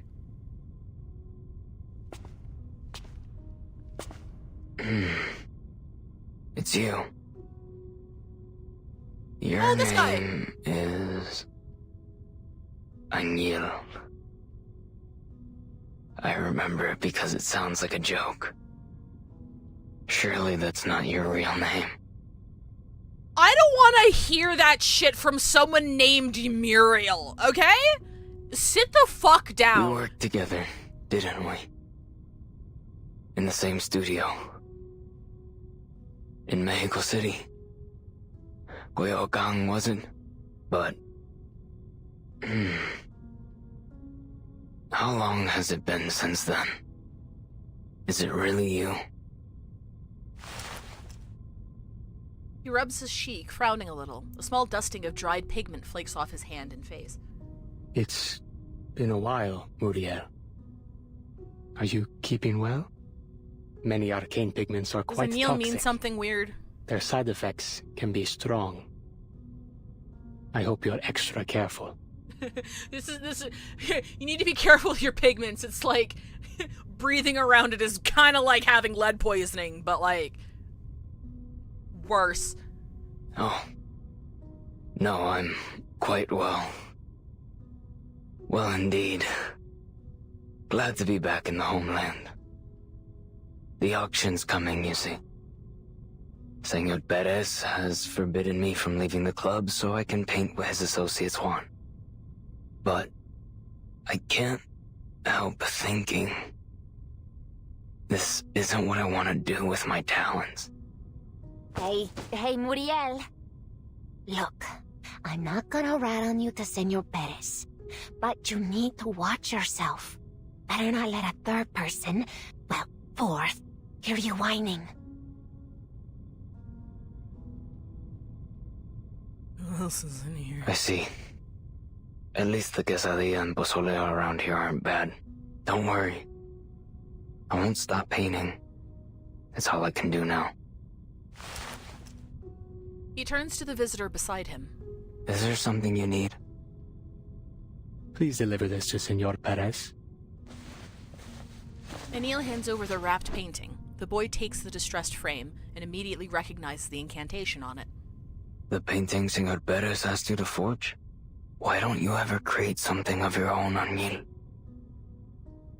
You can't spend your whole life imitating others.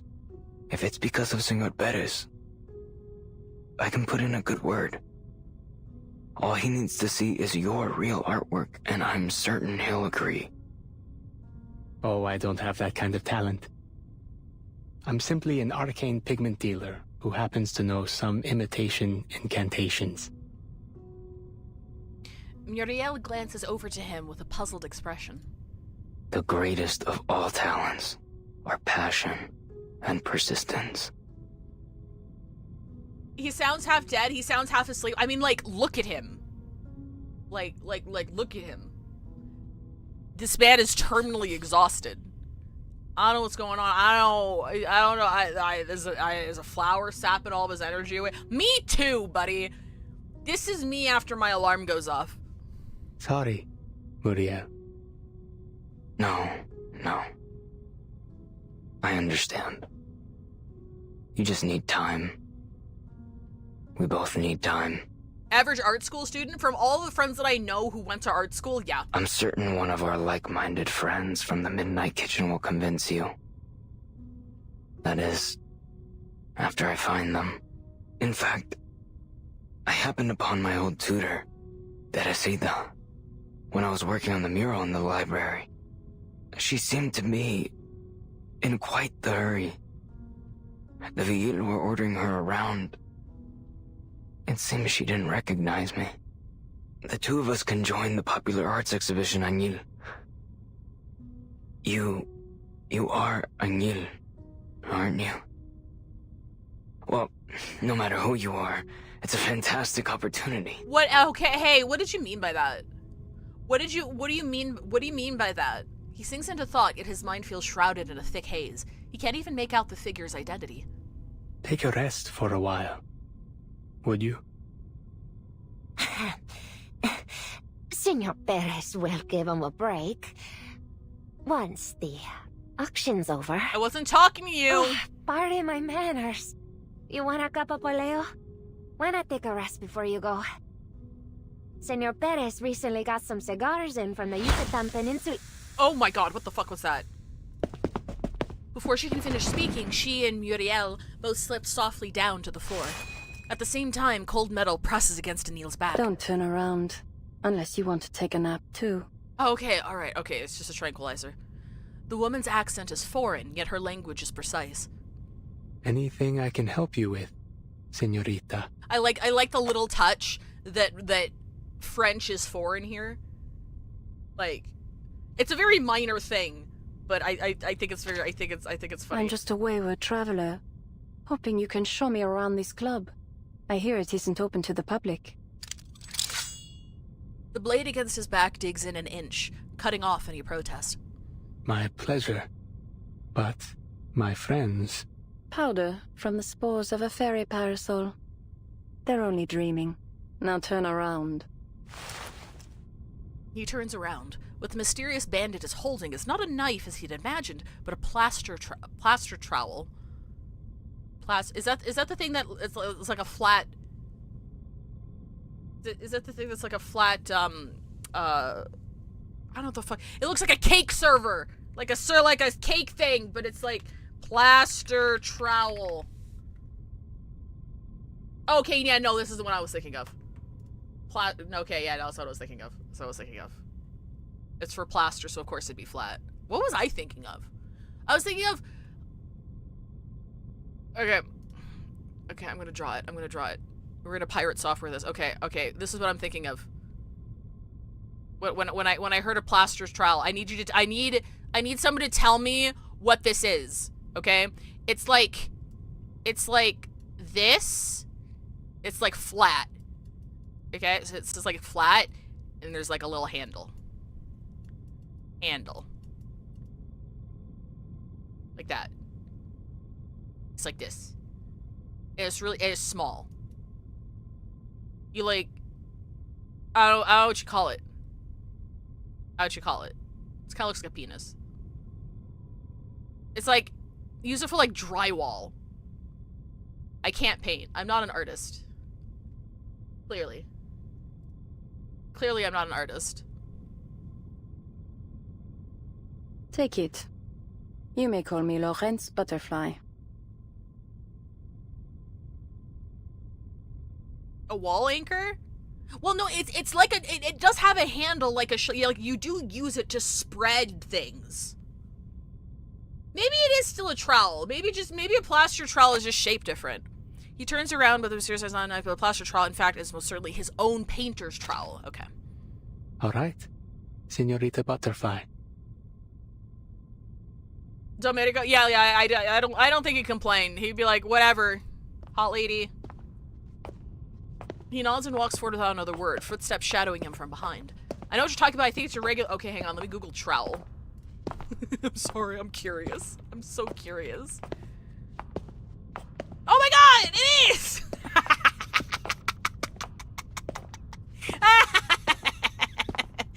The one that I'm thinking of, like, more has, like, this kind of shape. Yeah, kind of like this. Kind of like that. Except it's like way flatter. It's more like a semicircle.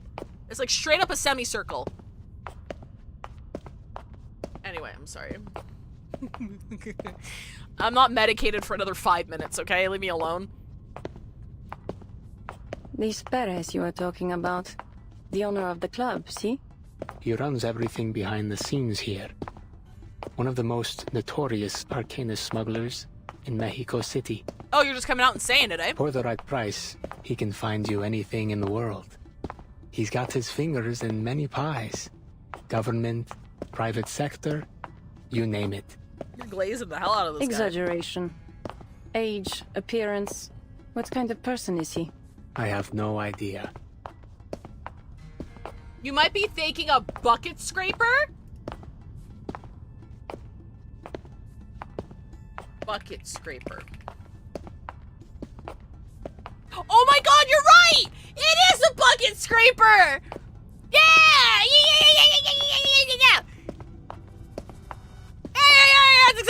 Damn. Okay, so you don't use this to spread things? I thought you use this for like drywall. Oh, it's a drywall bucket scoop. Okay, so you do spread, but it's like the mounds. You like, okay, interesting. I'm learning so much today, guys. I have literally never seen one of those before. Yeah, like this. We're all learning today. I don't know. I don't know why I have so many memories working with drywall. I don't think I worked with drywall. Maybe it's because my brother punched a lot of holes in the wall or something. I don't know. I do remember this though. Alright, okay, sorry. You don't know? He's a very cautious man. There was some trouble in the club a few weeks ago. Since then, he hasn't shown his face. This would definitely make a great short. Five-Tail learns about hand tools. Okay, yeah, let me do a stream marker. Oh my god, that's the redeem I needed to add! I needed to add a press the button when something funny happens in order to make shorts. In order to make shorts, I have a stream marker button, but I haven't gotten to the habit of pressing it when something funny happens. So I was gonna have a press the button redeem so you guys can tell me I'm funny so that I can press the button and send it to Alec. Now he speaks only to a few select confidants. Scoopy? And always from behind the folding screen. Oh my god. Pretentious. The Master Forger leads the bandit into the gallery. This is his arcane artwork collection. Why is he talking to her so calmly like a fucking tour guide? He's like, oh yeah. Oh wait, that's Portrait fucking... of the twins. The final work of the exorcist John Doe. A sensation at the Sotheby's art auction in the original 1920. We know her. It's her It's sister. said the pearl That's necklace her was sister. painted with the tears of a black goat. Some even claim there's a pair of succubi, twins apparently, sealed within the frame. Use all the time for all kinds of repairs instead of proper tools. It's very handy. I keep forgetting to press the button when I'm funny, so I should make her redeem. Yeah, literally. Every evening around midnight, ethereal singing can be heard, as if it were echoing out from inside the painting. This is a personal hang-up. It's a skill issue. It's a skill issue. This is not me trying to be pretentious. It feels very self-aggrandizing. Everything I do in service of myself feels self-aggrandizing. Does that make sense? Where it's like, it feels like, it gives me like the influencer ick, where it's like, oh my god, I'm so funny, better hit the button. You know, it's like there's that dissonance. It makes me feel gross. But if you guys do the redeem, then I can offload some of that cognitive load to you guys and be like, oh, I'm just pressing the button because chat told me to. That way I don't feel as bad about it. And anyone who listens to their song eventually goes insane. What is it with pretty women and like singing driving people crazy? I see you're well versed in arcane works. He's so pretty. Just a sucker for scary stories. He's very pretty, but as a brown person, I'm gonna come out and say it. Gacha games need to stop giving every fucking brown person white hair. Stop it. Stop straight white hair. No, stop it. There's other designs you can have for non-white characters. Stop doing that. Stop it. Please. Give them hair that is not white. I am tired of it. How long have you been working for the club? Literally anything with an anime style does that. That's fair. I guess, yeah. I'm focused on gacha games because I play gacha games. I've seen like a lot of really cool like black designs coming out with like, is it, oh god, I'm sorry. Is it Gachi Akuta that has like a bunch of cool black designs in it? I've seen a lot of those floating around a lot. I've seen a couple of others as well. So like from my very limited point of view, they're getting better. So like whenever I fucking see it, it's always one of my goddamn gacha games.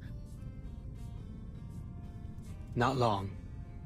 But Senor Perez worked his way through most of the Arcanist artists in the city. Those who refuse him are never seen again. Oh, right. duh, Mobius, it's a siren's thing. It's a mythological thing. Am I stupid? I had no intention of following in their footsteps. Before all this, I was only an ordinary merchant of arcane pigments. It's either Killmonger or white hair. I'm just imagining it's the meme, the illusion of free choice. Anil opens his mouth, but nothing comes out. She doesn't even bother to take her eyes off the paintings to look at him. Madonna of the Carbuncles. In 1509, artist Richard Rowe signed an agreement with his employer to color his cape and carbuncles with petrified ultramarine and amber gold. Let me see it. I want to see Madonna of the Carbuncles. The former serves as a valuable alchemical material. The work has been stolen multiple times. The former, which would be the petrified ultramarine. Okay. If I remember correctly, it was last seen in Berlin after the 5th storm. She stops. Her fingers brush against the heavy blue cloak in the painting. Cold. Soft. This ultramarine is synthetic. I see. These are forgeries, yes? That's right. He seems unimpressed, almost bored. Shuffling sounds from down the hall interrupt their brief tour. Patrollers. 6 of them, judging by the footsteps. All physically fit. They'll have me trapped in an instant. Planning to cry for help? Please, there's no need for mockery, señorita.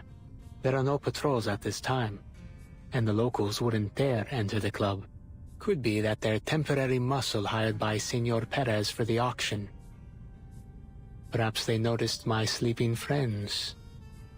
Fifth No storm need to mentioned? distance yourself. I know you wouldn't risk tipping them off in front of me. Bad luck as always. She flashes a cold smile. Who's there?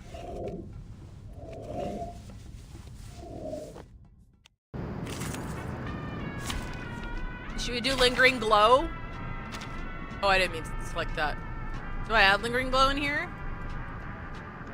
Yes, my team is named Macarons. Combat. We do not science, need this much fire. Oh they my! both take lives. The Wait, only wait, difference wait. is who pulls the trigger.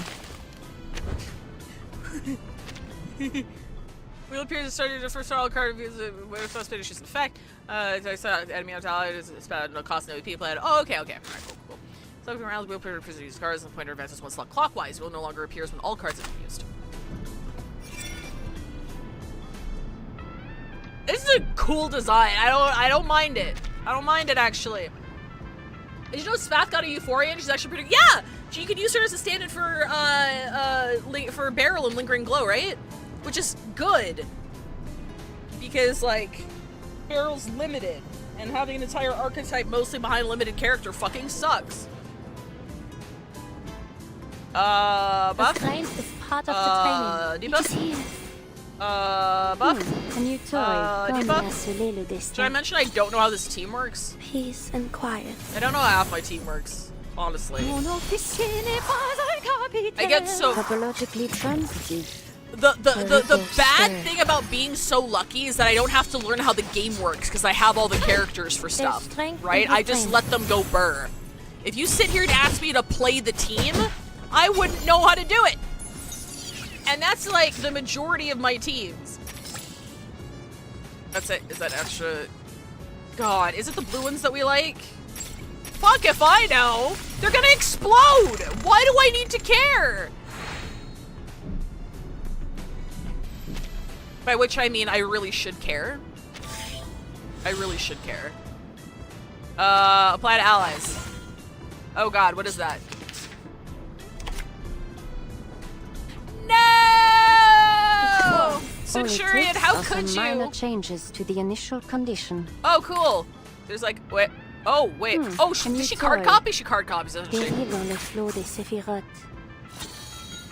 I will remember your names.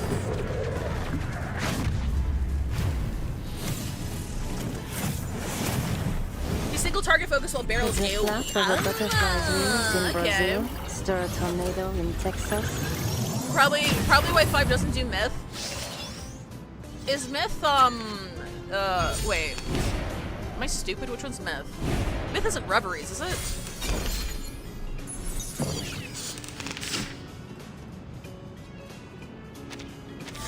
Oh yeah, no, I do. I haven't finished it yet though. I'm on like 450.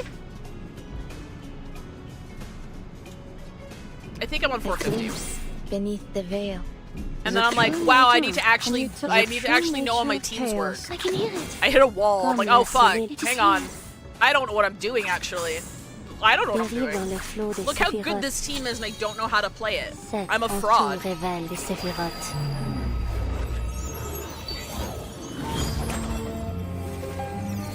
Yeah, she is that butterfly, yeah. Are there any injuries? Just give me a shout. I'm here to help. Purple is just better everything. Blue is extra action. Green is rank up. Do you use barrel at those teams? Or is it one of those things where, like, you could, but, like, no one really does? Results are unsurprising. 6 unconscious thugs lie heaped together in a pile. But their fight has drawn unnecessary attention. More patrollers close in. Follow me, if you will. There's a blind spot. This way. Luci Sombra. Reforma. What? In a split second, an arcane veil settles over the corner of the gallery where they stand, making it appear empty. Huh? I could have sworn I heard some roughhousing. Maybe one of these paintings is haunted. Senor Perez's collection isn't exactly ordinary. Place sure feels spooky anyway. Finding nothing out of place, the 2 patrollers move along.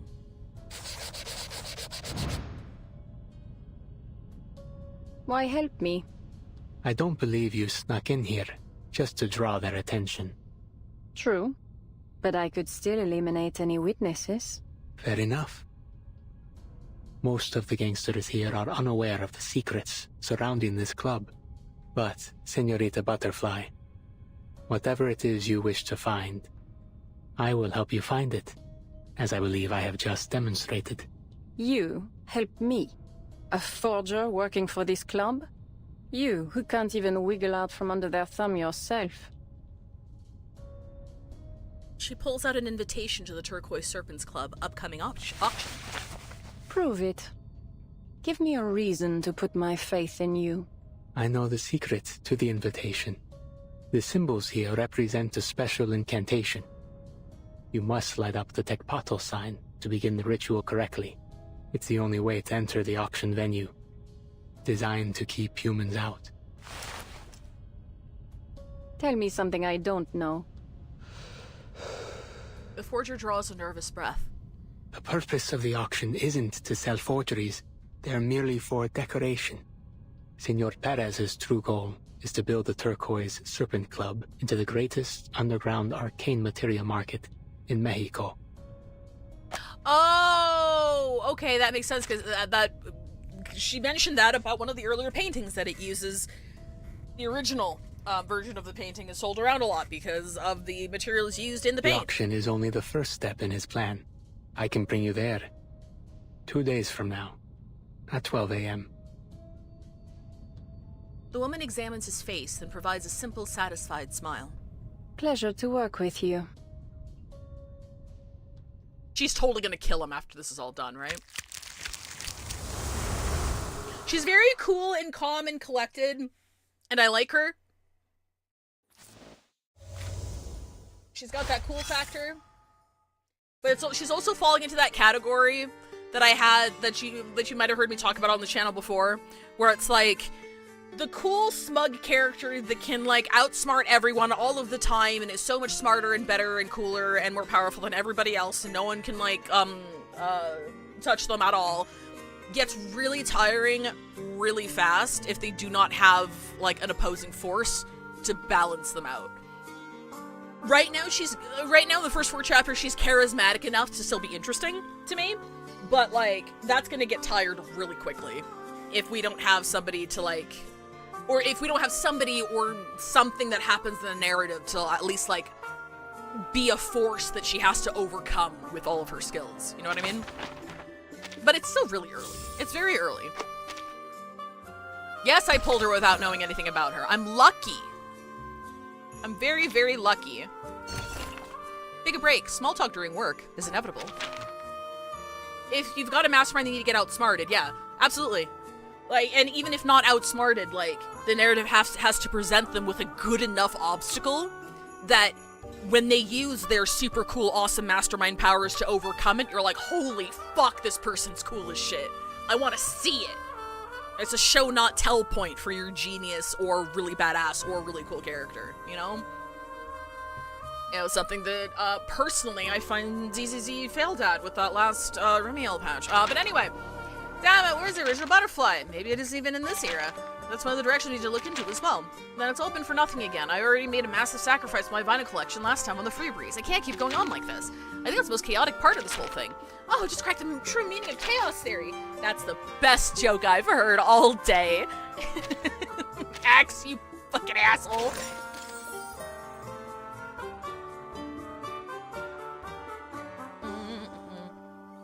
Oh yeah, I wouldn't call her evil either. I don't think she's like evil or anything, but I do feel like she is, she will manipulate and backstab, to, further her own interests. What would you call that? Like, chaotic neutral, maybe? Oztoali. The living walk through water, through caves, and through the land of the dead. I like the UI shift we have for this. Like, I don't know, the UI design is really nice. I like it. I just call it selfish, but for good intentions. I don't know, I feel like selfish is a bit different from, like, actively, like, manipulating people or treating people in a certain way.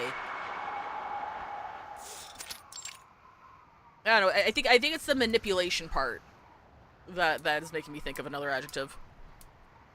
Bop, bop, bop, bop, bop, bop, bop. Bleak wind sweeps the quiet streets at the outskirts of the city. The still night has a foreboding gloom to it.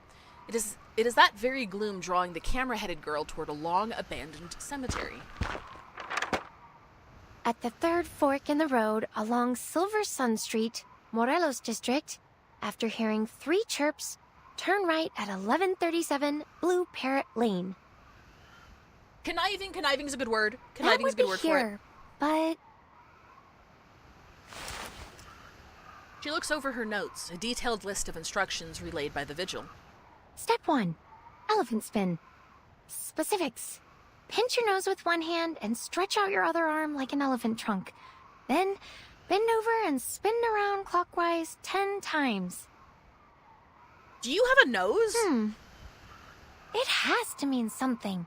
Like in the original Indiana Jones, my 15th favorite movie. When the time is right, the jewel on the scepter will reflect the sunlight and point to where the treasure is. But how am I supposed to do that without a nose to pinch? Never mind, just do your best.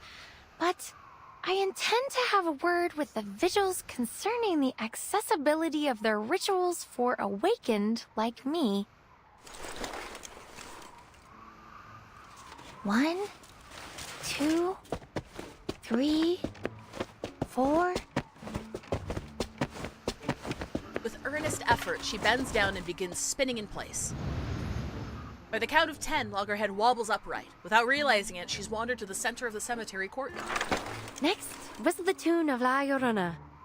I get the feeling she's been duped. I do too. Like, I 100% also think she's getting duped. But also, here's the thing, right? We have seen crazier shit in this game. So, like, I don't blame her for being duped, because I would believe this as an Arcane thing. Because Arcane shit's weird. Right. That's the one I recorded Mr. Allen playing for me.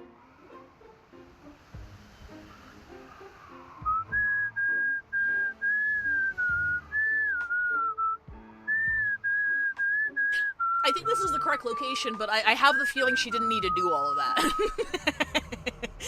A strained, tuneless whistle drifts over the cemetery. Nothing changes. Her cinematic imaginings of a midnight ritual awakening something in the deep night seem for naught.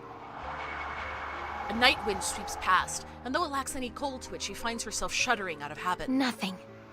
Huh. Could be that I was too slow. Alright, just try. Try again. Miss Black Ibis and Mr. Allen are trustworthy vigils. They wouldn't be pulling your leg on something like this. Oh my god, was it both of them that endorsed this? Maybe it is real. Well, no, we got the silly music playing. Besides, I need to get the info from this mysterious exorcist. I've got to find that mineral pigment before Lorentz Butterfly does. She spins again, following the steps exactly as directed, and whistles. A rustling noise interrupts her broken tune. Congratulations, Latham, you've woken the dead.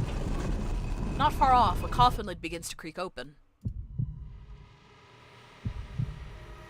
A dark shadow rises from within. Her shriek pierces the night sky. Oh my god, did she actually awaken something? Hang on. Hold on.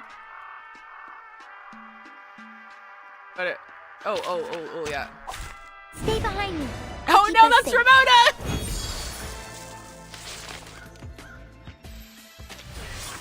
Oh, hang on, this is funky. I think I know the rotation for this one. For this one, you want, well, she's gonna fucking die. But you want, 2 Moxie on Ulrich because calculating the Arabic getting the field parts. to level 3 gives him an additional 3. Oh wait, that's the wrong one. Sorry. Simulating calculating the Arabic parts. Then we want 1 more for Charon, I The believe. dead embrace you. Charging. So that he has his ult adequate for turn sample. 2. An accurate reading. Vergossenes Blut für nichts. mess. She's gonna die before we Aim get to and it. shoot. Wait, Please, go ahead. My There's goat! work left here to be done. My goat! I love Charon so much. Wait! You're not Miss Ramona, are you? The exorcist that Miss Black Ibis and Mr. Allen recommended?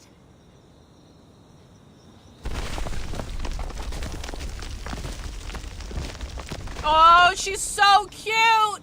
What steps out of the coffin is no risen corpse.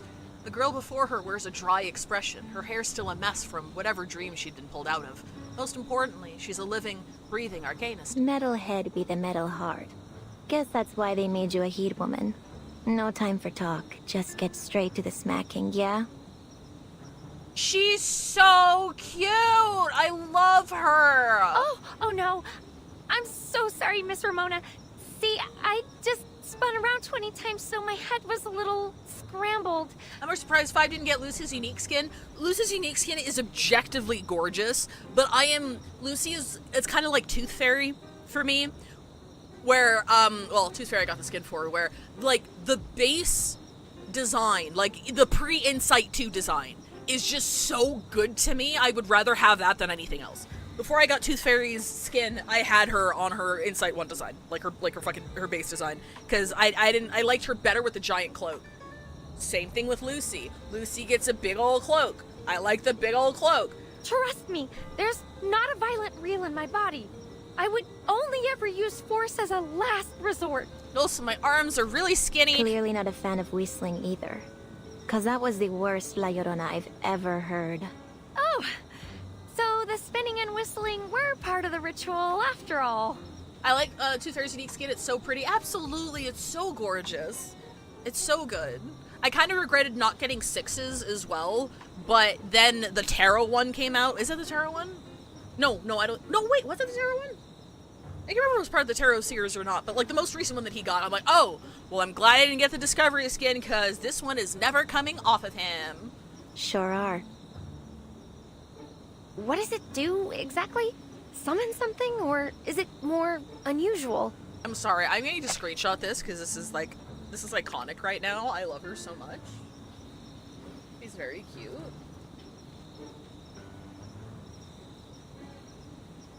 Mostly it stops Vigil from crashing the party.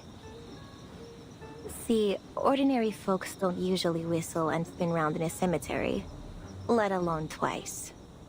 Though, even the Vigil usually figure out this ritual just means don't show up uninvited. She rises up from her coffin and examines the camera-headed girl wearily.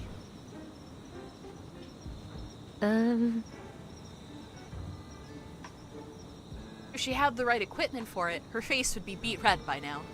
Oh, Well, I heard you know just about everything there is to know about Mexico City, Miss Ramona. Miss Black Ibis recommended you. See, I have an important mission, and I was hoping you'd help me. I took the Robuska skin over... The Robuska skin's really cute as well. There's been a mix-up. Your people need to quit assuming which side I'm on. Yeah, I don't mess around with the gangs, but I don't have any love for the cops either, got it? Based? The Vigil pay for my time and expertise. I'm not interested in mixing myself up with trouble. Sometimes I get rid of the stuff regular folks can't see for a few extra pesos. So maybe I know the city better than most. But I don't concern myself with the land of the living. I don't know her kit in detail, but I do know that she brings poison teams back up to par with, like, the damage output of modern teams. So, like, if you want to continue using a poison team, you would grab her. So, like, I might toss a couple of pulls at her. I 100% want enough to guarantee Enigma. But I'm still not sure if we're getting Enigma next patch or if the Atomic Heart collab is next patch. I knew it. And I forgot. Why don't you run along back to the Foundation, Metalhead? And tell Black Ibis to knock off the recruitment tactics. I'm not buying what she's selling. Oh, and tell him to stop mucking up my house, too. I'm trying to make a living here. Your house? You mean this place? Oh, don't get me wrong. I have the utmost respect for everyone's preferences and beliefs. I mean, nowhere's better than a coffin for a long nap.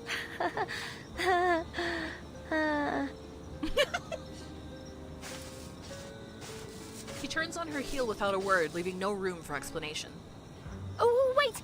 Miss Ramona, I don't work for the Vigils, and I'm not here on Miss Black Ibis's behalf. I'm here looking into details about a smuggling ring. All I need are some leads about this new mineral pigment. Oh, and I can pay. I have... She rummages through her pockets, creating an almost ludicrous amount of clattering and clinking as she does.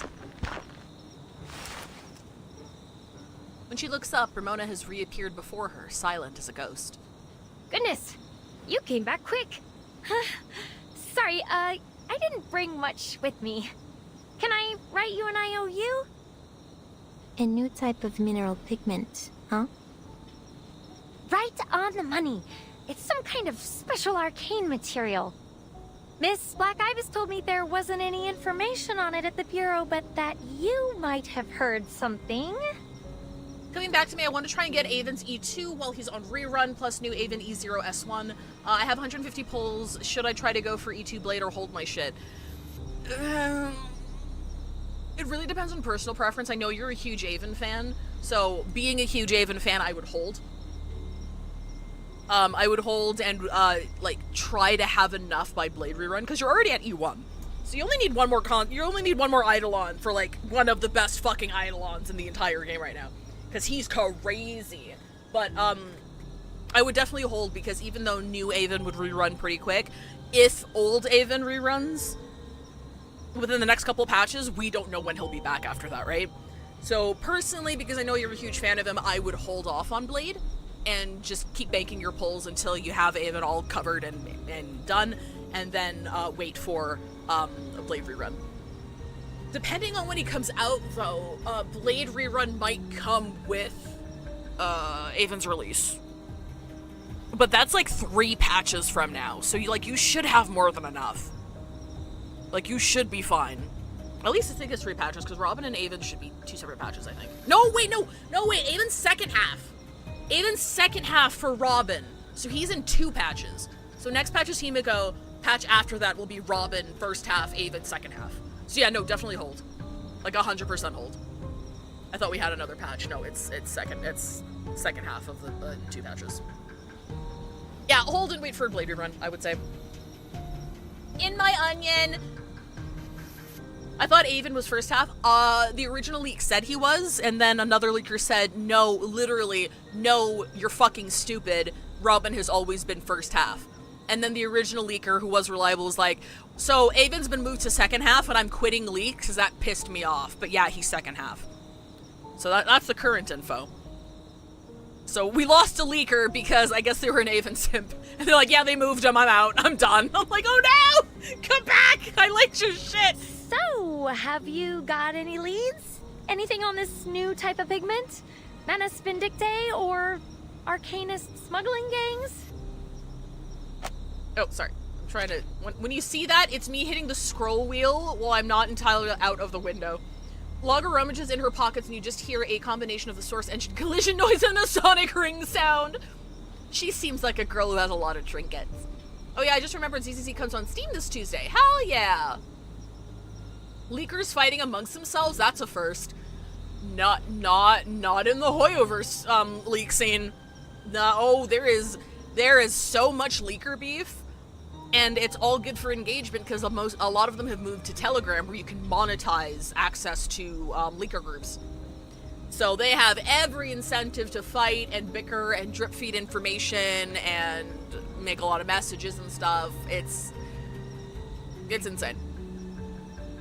Meanwhile, over in Enfield, you have someone, like, talk about the characters that are coming, like, patch after next, and they get slapped with a lawsuit.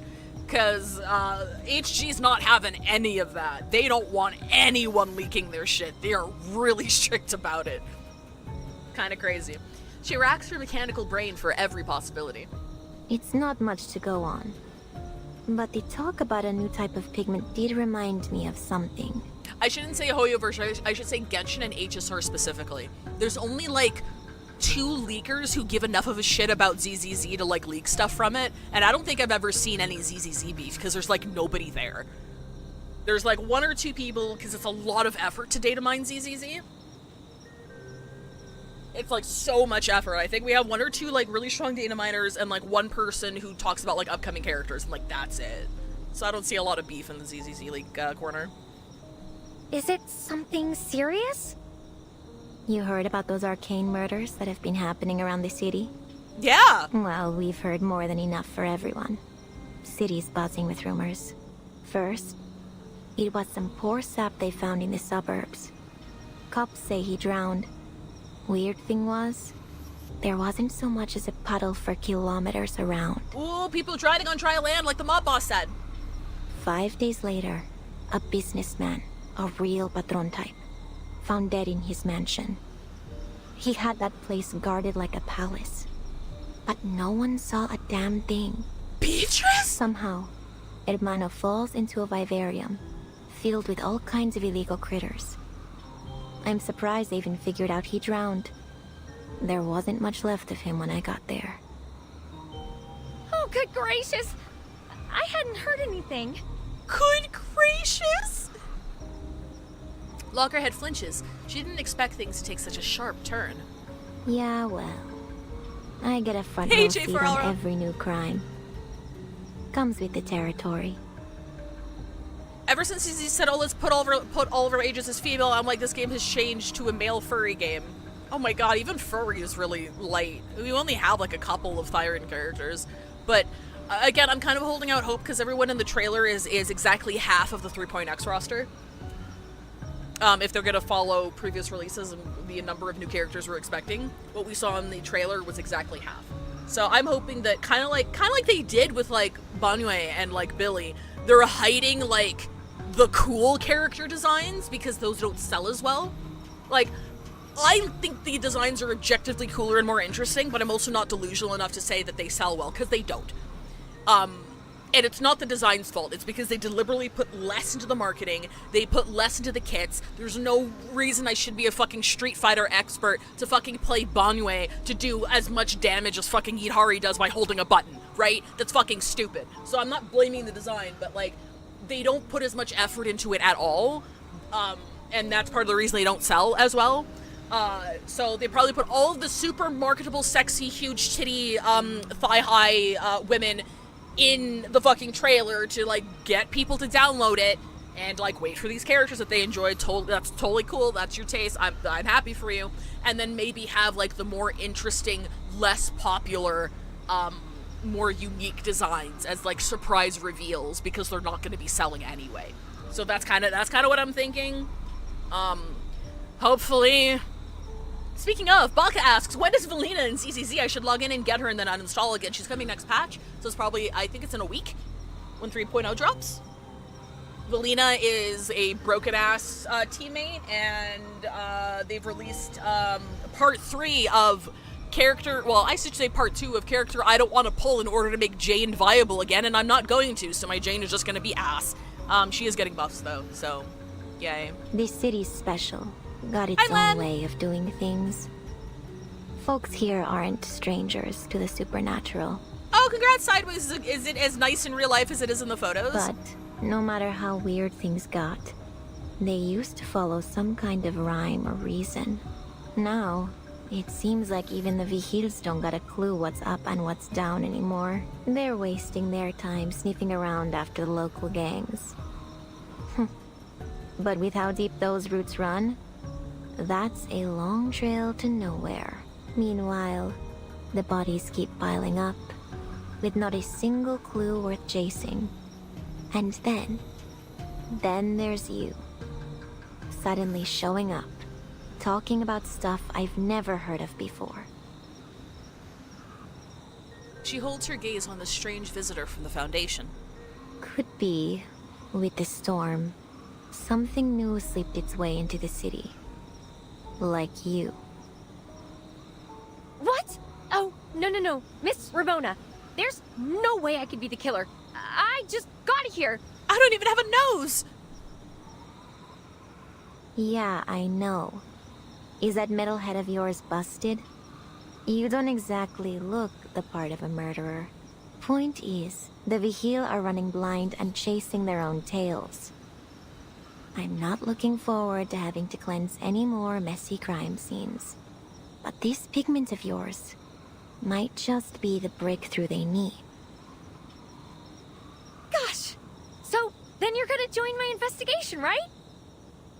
I didn't say that. All I said... Having learned from last time, Loggerhead throws herself at the mercy of the Exorcist before she can say no. But it sounds like you also care a lot about this, right? We can help each other! Ay, por Dios. Are there any ears on that hunk of metal? Shucks. Where are my manners? I haven't introduced myself. I'm Latham. Nice to meet you, Miss Ramona. On behalf of the Timekeeper, I hereby thank you for your help. Oh, let me add it to my to-do list. Thank you, letter, for Ramona. I know.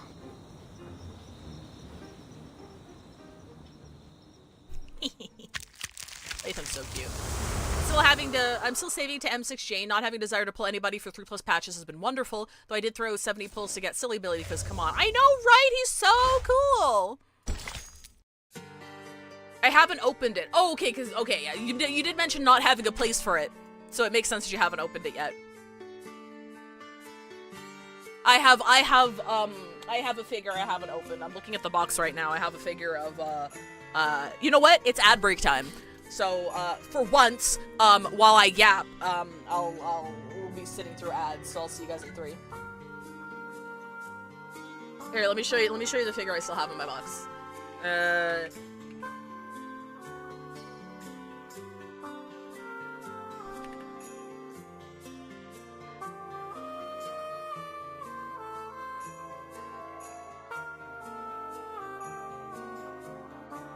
This one! It's Yuka from Blue Archive! It's such a cute figure! And when you take her out of the seat, her thighs there's indentations for her thighs to sit, which is obviously for the figure, but in context it looks really funny. It's such a cute figure and I haven't opened it because I have nowhere to put it! I have no space for Yuka. Damn, they got the Mexican speech patterns down real well. I hear bits of my hometown, lots of Mexican influence here. Oh, that's awesome, Rover. That's cool. My Yai Miko figure is finally coming next month. Hell yeah. I saw your, your new Ita bag, content. You went on a shopping spree.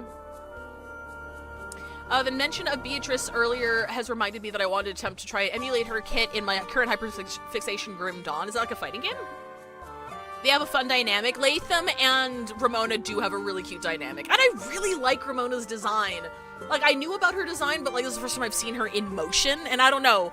Maybe I'm just a sucker for fluffy hair. I think I'm just a sucker for fluffy hair. I see fluffy hair, I love. Lingering Glow Blood Tithe, LGBT Happy Pride Month. True! I also don't know where to put it, but I might open it, look at it, and put it back. Yeah, look at it for like a nice little photo session and then put it back.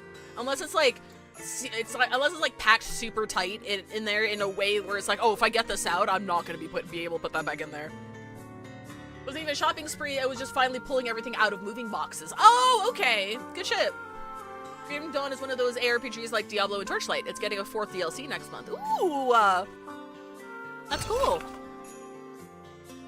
Actually, wait.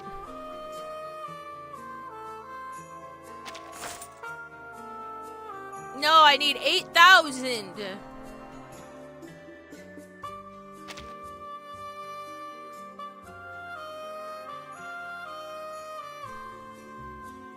Here's the thing. If I pull Ramona, my Ezio's gonna be kind of homeless. I mean, maybe not an assassination team. Not an assassination. I'm gonna have to learn how to play an assassination team. Oh, those team comps again? Lingering Glow and Blood Tithe. Line up. This is Blood Tithe. Kind of. Am I missing somebody? Does Medpok go there? I think Medpok is training us. Who else goes here? Oh, Sentinel, because I don't like Sentinel. I don't like her, so I'm not gonna pull her. So the only way she's gonna be in here is if I lose a 50-50 to her, because I do not like Sentinel at all. So Blood Tithe is like Ramona and fucking Sentinel and Semmelweis and Nautica, and then fucking Lingering Glow is Beryl, Isolde's Euphoria, Lorenz Butterfly, and Marcia. Is Marcia specifically Lingering Glow, or is she just like the best in slot for that team? Because I know she's like kind of cracked as a support in general. Is she like specifically a Lingering Glow support? Your poised, gentle footsteps are music to my ears. As a magic, you know what footsteps can signify. When they come fast and heavy, they often carry death on a stretcher.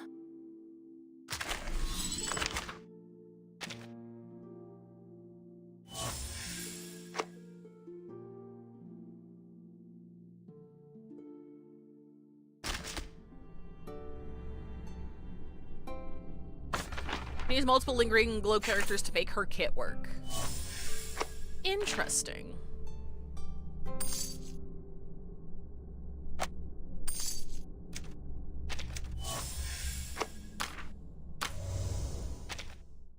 Oh, wait, Fanworks!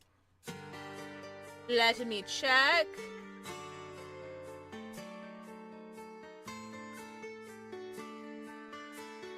Fanworks.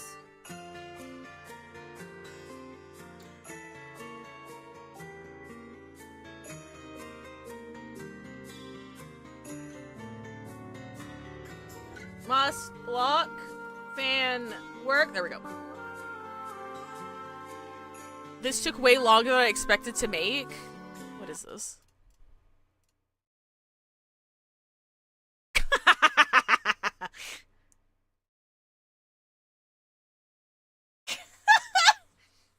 That is how it's felt this week. Wait, there's no audio? How is there no audio? Okay, yeah, OBS is fucking up the audio sources again. Sorry, give me 1 second. Let me check here. I think this, does this work? Okay, yeah, that works. No! For some reason, Discord has like separated audio sources by channels now. Stream now. It didn't used to do that! Pissing me off! I think this is very good, Alex.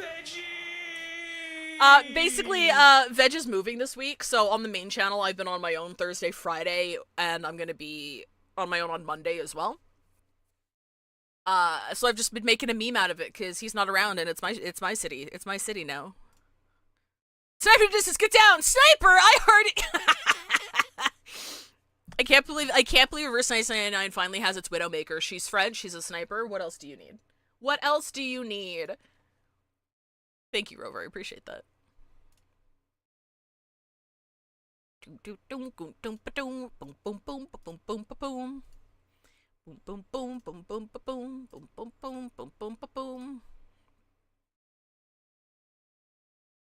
Okay. Let me unmute this.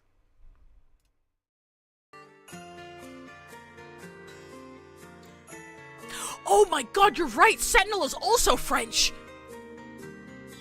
A second French sniper has hit the fucking building! Deadbeat, everything's here. What interests you and what doesn't? You'd be fully prepared for my trip to Mexico. Movies can certainly provide all the unnecessary information. Underworld. If you want to understand the feuds of modern gangsters, the famous line in The City Is Yours comes from this movie, but in Scarface, it becomes The World Is Yours. Isn't that interesting? Scarface!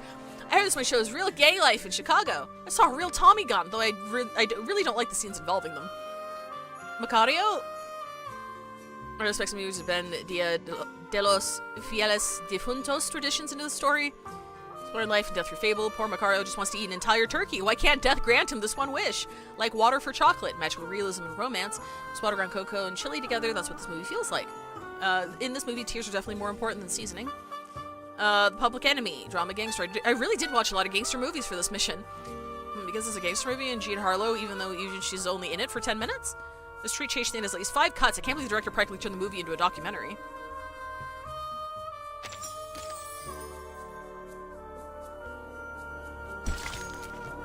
Ghost Song. The sun sees the god of wind and says to the musician in heaven, the one who answers will walk by his side.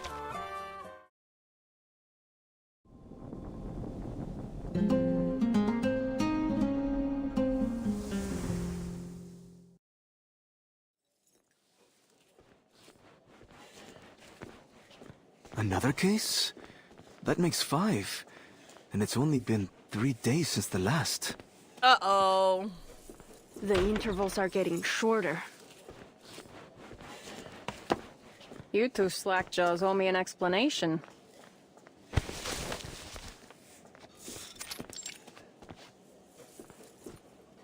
Sorry, miss.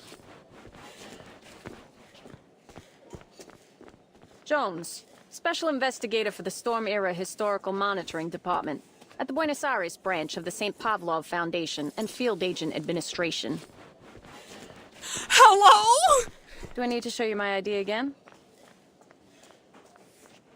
The string of titles leaves the cadet's head spinning. So this is the 5th case, huh? She's so funny! She's so funny! And you're telling me that after a whole month and 2 applications for backup, you got squat to show for it? Cold sweat beads over their foreheads. They sputter over an answer between themselves. Actually, it hasn't been a month yet, Miss Investigator. Call me Miss Jones. So, give me the latest. Yes, Miss Jones. The incident occurred at around 8 p.m. last night. Lots of people home, but no one reported hearing anything unusual. The victim exhibited clear signs of drowning, but there's no water sources nearby, and no evidence of the body having been moved. We believe that everything occurred here. We found nothing using human investigation methods, so it must be another arcane crime. She turns from them to scrutinize the crime scene, treading the fine line of stern authority like she was born to it. What's the status of the Arcanum detection? Damning. There's arcane traces all over the scene. Like a ritual was held here. We tried to follow the fluctuations trail, but they just disappeared. Our perp must have scrubbed it clean before leaving. Ah, that does make things tricky. So drowning, huh? Seems like solving the mystery of this ritual could be the key to cracking the case. There's no record of this arcane fluctuation's particular signal in the Visuals Bureau archives. So it's either very rare, or a brand new form of arcane skill. Hand the case file over. I'll see if I can wrangle some help from the Foundation. I like to imagine they ask the voice actress, like, okay, what other accents can you do? And they don't have to be good. That would be great, Miss Jones. Please contact us if you have any new leads. I don't think her Brooklyn accent sucks or anything. It's just like, we need you to go undercover. What other accents can you do? You got it. She collects their files and then turns to leave briskly. As she does, she brushes past a vigil rushing toward the scene. Sorry I'm late. Something came up on the way. Oh, she did an AMA last week on the subreddit? That's awesome! Miss Black Ibis. Alan. Who was that? Miss Jones from some branch of the Foundation. She's investigating this case as well. She said she's going to contact the Foundation for additional support. Another new face from the Foundation. Quite a few of them showing up these days, on there. Or are things getting so divided that everyone's sending their own teams? Having no reason to suspect ill intent, Black Ibis soon puts the incident out of mind. Carlos, I need you to identify the victim's details. Friends, family, employer.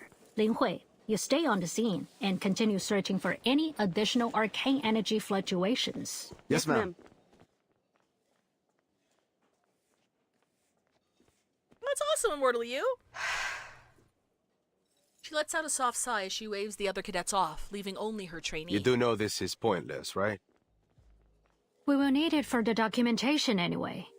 But if the pattern holds, these victims will have no relation yet again.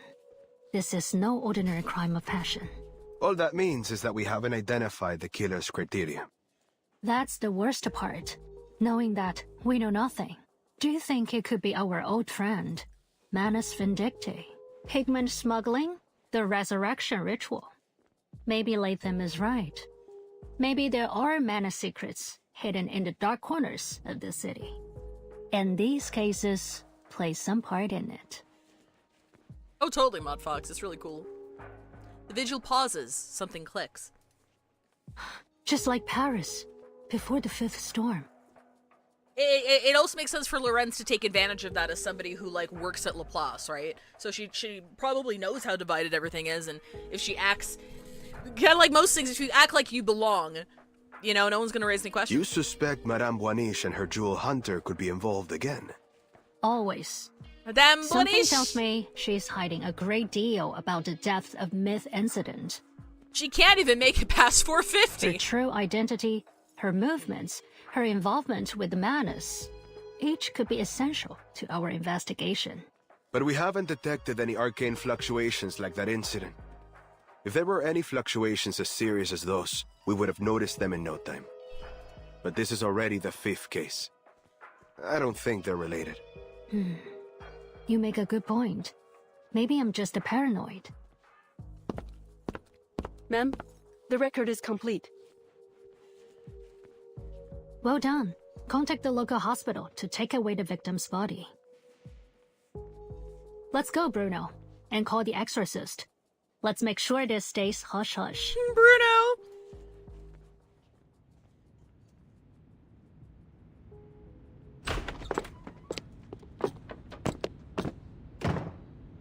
Don't worry, Miss Ramona.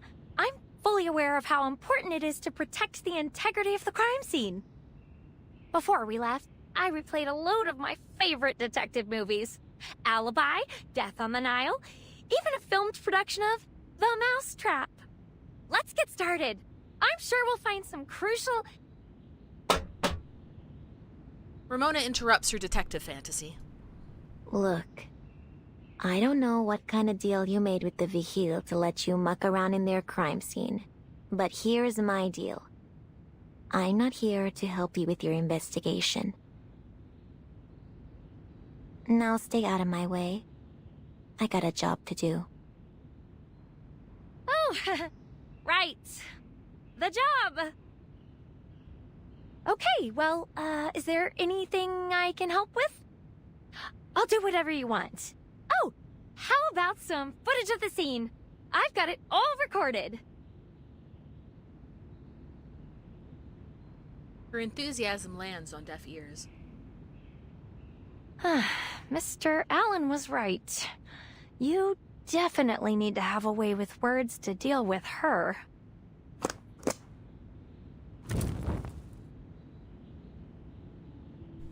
The exorcist produces annatto seeds, wormwood, and marigold from the case she carries, arranging them in order at the center of the apartment. The candle is lit, its glow washing over her face and eyes. The flame flickers, releasing a strange aroma, and the air grows even more still. What are these? Some herbs for casting arcane skills? Arcane crimes cause huge spikes in energy fluctuations. The tremors are so strong that they form a kind of vortex of sorts, pulling any nearby invisible entities to them like a whirlpool. And once it's started, it'll keep on going till you use the right arcanum. If you leave it, well, the vortex only gets stronger. Soon enough, this place will be haunted. Least, that's what regular people would call it. That's why they pay me to do what I do.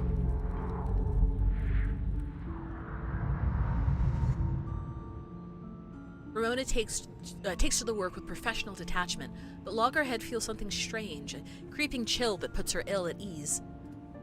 By invisible entities, you mean... They're like hidden arcane energy fluctuations? Or unsettled pneuma? I guess what you're fishing for is... The air above the candle's flame begins to warp, twisting into a form both human and not in the most unsettling way. Ghosts? I didn't know you could just reveal them like that. Call them whatever you like. It's all the same.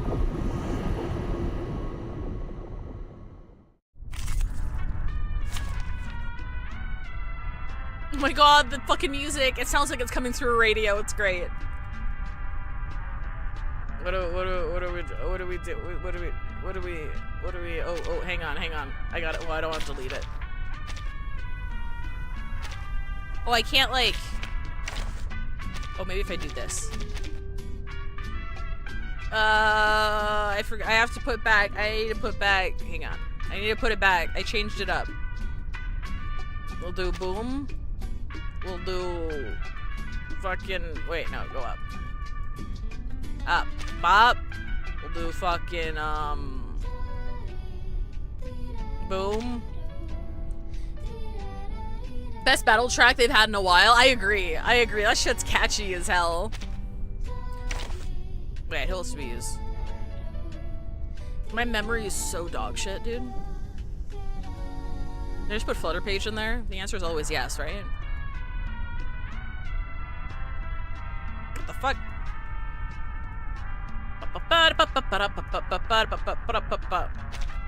Just, stand with the others. Like this, then? Let the overture begin. Oh, interesting. It's the same, or at least very similar entities to the Chinatown story and event with Liang Yue. I'm curious. Can a robot be haunted too? May I ask why you asked that question, Miss Why Ramona? do you want to know? Always arguing. What I'm good at. Saxophone's ends. A bandura? A blessing bestowed As you by wish. fate. Up and at it.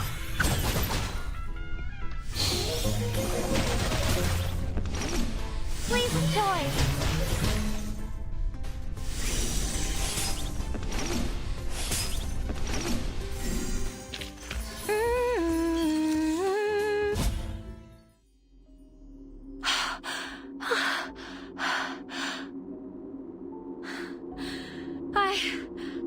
I'm really not made for fighting. I figured you for a scaredy cat. How would you manage to be made out of metal, fearless, and still useless? I like this where it changes school. If you can't fight, the least you could do is give me a laugh. Wait! Miss Ramona, there's something wrong with your candle. The flame flickers harder as if caught in a strong wind, yet refusing to snuff out. Shh. Ilusiones apartaos. La verdad se revela. Este lugar, este instante, revelado ante mí, mostrado para mí.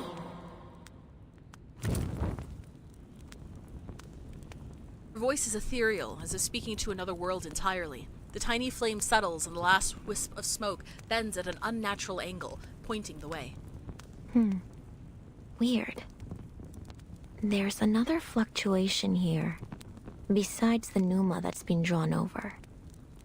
Looks like the candlelight's leading us toward the kitchen. Are there still ghosts there?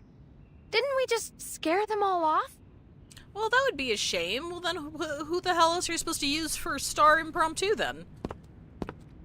I mean, like, Voyager makes sense, because Voyager and Regulus, thank you for the reminder, by the way, yeah, it was Voyager and Regulus, because Regulus is, like... Isn't Regulus better in single target and Voyager's AoE? Or something like that? Oh, I didn't read that shit.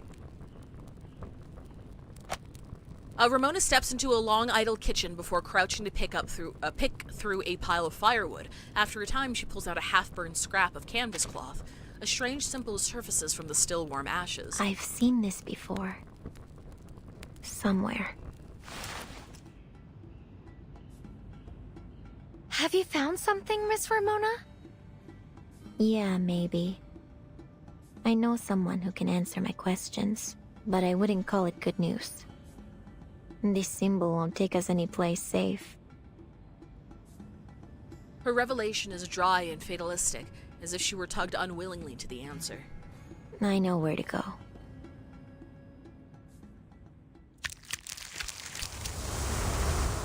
To be continued. Oh yeah, no, Chancellor, what I meant more was like, Immortal You says Regulus is going into a different archetype in the future, and I have this feeling so is Barcarola. It's like, if Barcarola has another, archetype in the future, like, what the hell, what else is she supposed to be putting in fucking Impromptu? The City of Crystal. Take a moment, relive some memories. Depths of myth, archive imagery, anima mundi, shared dreams, see collective consciousness, all living things connect here, right? Laurent Rousseau, parapsychology researcher, revered professor, mentor to many, member of Manus Vindictae. Rather than using the storm to struggle in a physical world destined to be flawed, he prefers to let the depths of myth shape every dream into reality. Two Parises, two French blues, one experiment, one storm. Oh yeah, 1920, right. Room, female taxi driver, birth name Adele Tavernier. Witnessing instant cosmic Vindictae. Broom's testimony indicates that Beryl Boaniche has never had any contact with Manus Vindictae. The place where she grew up and everything she once knew were swept away by the storm. Beryl Boaniche, female renowned diviner, crystal merchant. During the fifth storm, she brought Broom to the sanctuary. No connection to Manus Vindictae. In Boaniche's visions, everything is already written.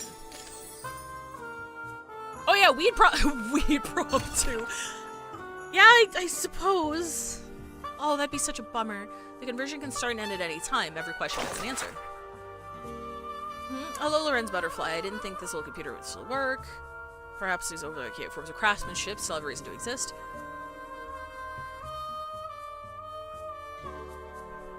I'm squinting. Your choice to continue communicating with me reveals you still... Like, fuck it, this is human chat GPT over here.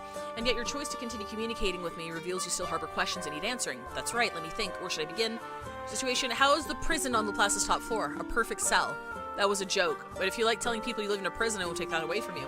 Richard John Laplace is an advisor after passing the Foundation's review process under the Storm Personnel Reform Initiative. Correct. The St. Pavlov Foundation will continue monitoring and supervising my behavior. The linguist prepared a changeless room on the top floor for me to live in. The linguist. Who is this referring to? This is probably referring to, like, a character, right? Sounds like the Foundation surveillance doesn't bother you at all. You've even got the spirit to give your cell a name. Second question, in previous storms, Manus Vindictae found the heir to the Cavendish family, didn't they? You presume correctly they did. So that's how Manus was able to advance his research on the... Oh, Ludwig! Okay. Thank you. Resurrection, mana is disabling resurrection. Which I won't respond question. As far as I know, the linguist hasn't restricted your movement. Why do you never step outside your room on the top floor? Apologies, but I do not believe the answer to that pertains to you. Then I wouldn't mind bringing a little change to the changeless room one day. I see. The room the linguist and my colleagues at Lopez prepared for me has no variation in light. The temperature is constant. The walls, the floor, the ceiling, all white without decoration. It eases the burden my hyperthymesia places on me, but it cannot silence my memories. Even now, I still feel myself burning inside that eternal fire, the tongues of flame searing my flesh, and Amalfitano is still breaking apart. They put him in a room where he can't get overstimulated, but he still has the memories. Mexican souvenir. Please do take this. We're gonna be playing up until, I saw a playthrough, we're gonna be playing up until like 9 or 10. It's not the halfway point numerically, but time-wise, it's like the halfway point, because I guess like after that, it's the chapters are a little bit shorter. So we're gonna be stopping around 9 or 10 today. Which is why I was comfortably yapping so much. At dusk, the sun casts its last fading warmth. Deep in the alley, a bustling little shop hums as craftsmen prepare candy skulls for the upcoming festivities.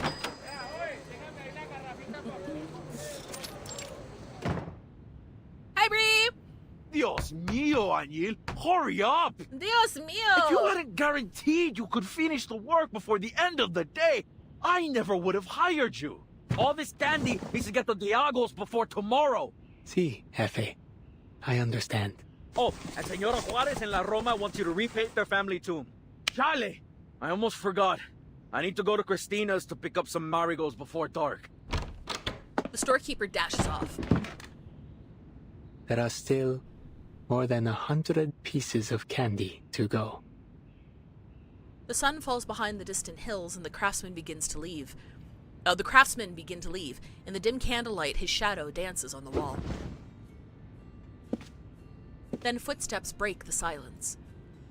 Me gustan los dulces. Los usamos para recibir a los difuntos en la tierra de los vivos, guiando sus almas a descansar en sus hogares una vez más. We use them to welcome the deceased to the land of the living, guiding their souls to rest in their homes once more. Los aztecas creían que la vida es un ciclo. The Aztecs believed life is a cycle. La muerte es solo una parte de un ciclo sin fin, un reflejo de la vida. Y la forma en que morimos determina cómo comienza nuestra siguiente existencia. Death is but one part of an endless loop, a reflection of life, and how we die determines how our next life begins.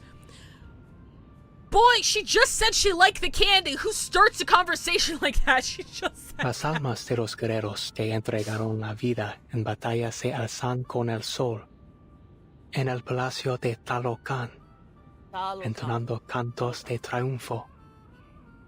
The souls of the warriors who gave their lives in battle rise with the sun at the palace of Talocan, singing songs of triumph. Y 4 años después, regresarán a la tierra convertidos en mariposas y colibríes de vivos colores. And 4 years later, they will return to the earth as colorful butterflies and hummingbirds. Can you tell me if that's true, Miss Ramona? You recognize me? Ramona! She's so cute! The children from the Morelos district call you Ramona the Ghost Seer. They say it was you who brought back the soul of Anna's Solo. Why is the Valve basting happen, or the Half-Life basting To happening? hear it from them, you are some kind of all-powerful wise woman hidden in the shadows. One who knows this city better than anyone. Of course, others say you're from a well-known family of psychics, though it seems as if you've chosen another path. They're just stories. Rumors, really. I don't see ghosts. Her reply is curt yet casual. Her past is behind her. She evidently likes to keep it that way. What they call ghosts are just pneuma, or say a kind of arcane energy fluctuation. They exist, but not as some shimmering spirits. They're more like a cool breeze.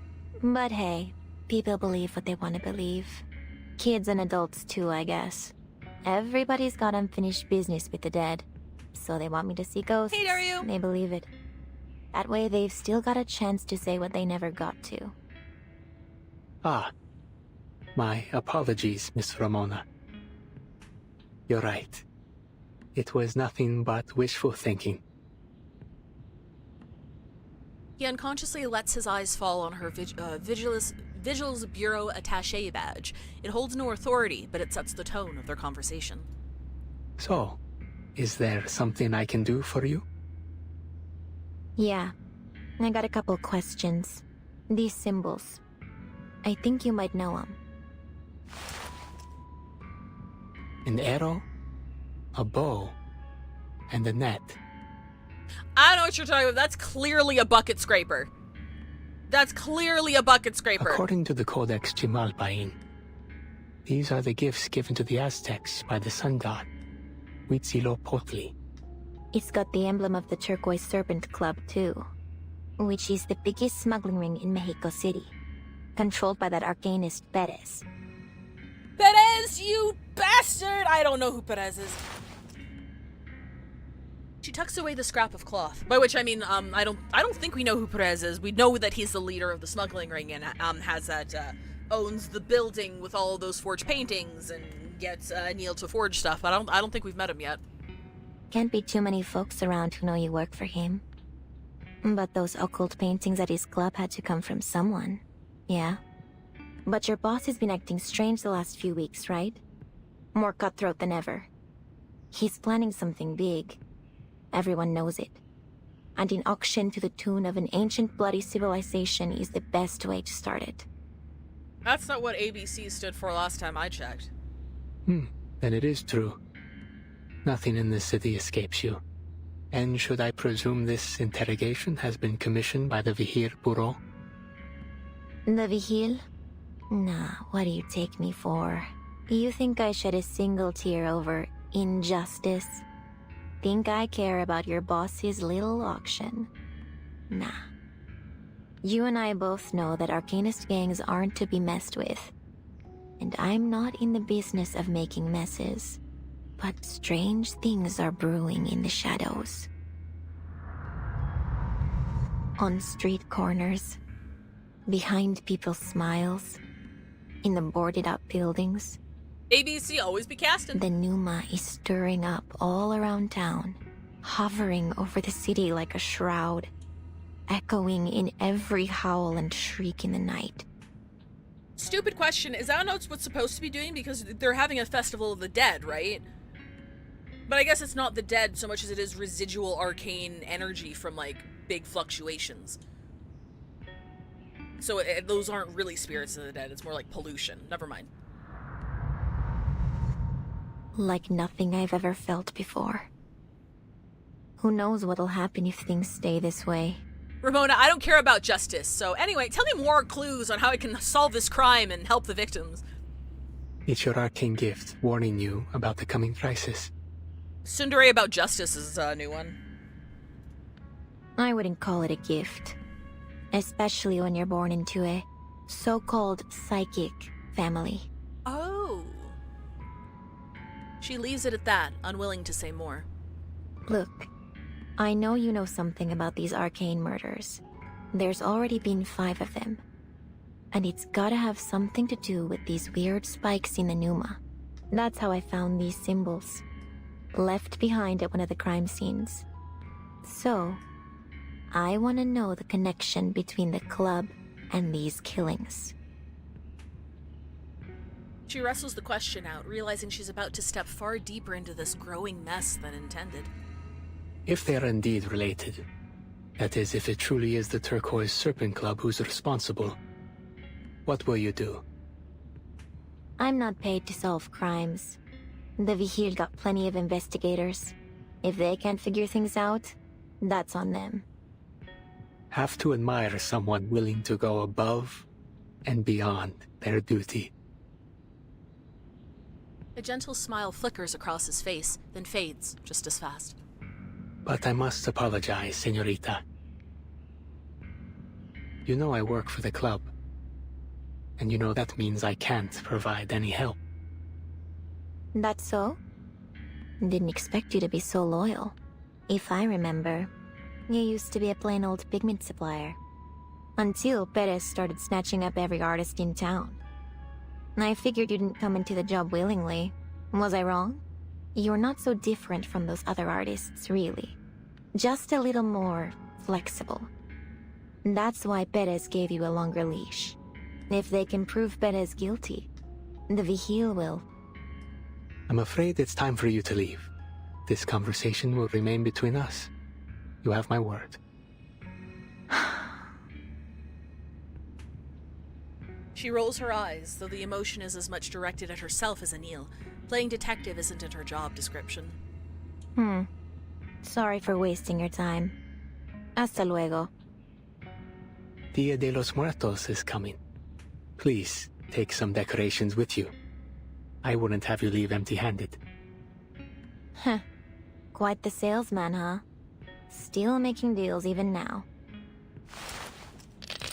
She takes the candle with a smirk and tosses the 2 Sharpodontes his way. See you later, Mobius!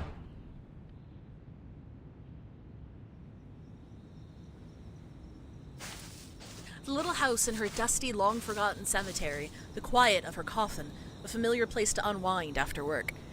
Usually. Tonight, however, she'll find no such rest. Miss Ramona, you're back! How'd your investigation go? The guy you went to see, is he a friend or one of your informants?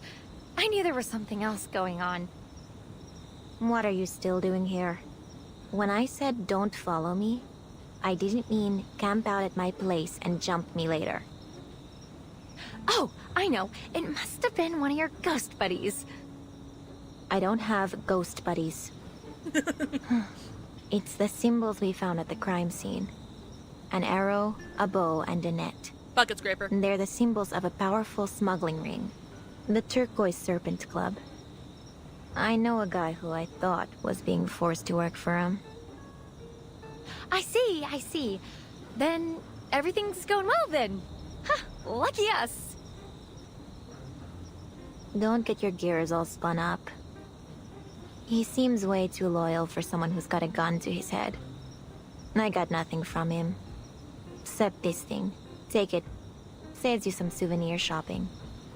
Now beat it. She tosses the candle to Loggerhead, who scrambles to catch it. Whoa! What's this? Just a knick-knack. She pauses, watching as the candle emits a clear sign of arcane fluctuation. No surprise to her in a cemetery filled with spirits, yet it forces her to think. Wait. I've changed my mind. Give it back. Huh? Loggerhead has barely enough time to register the item in her hand before the exorcist snatches it back. She places the candle in her palm and studies it closely. Then she puts it away. I take it back. He might not be as loyal to the club as I thought. What do you mean? I'll get you something else to take home.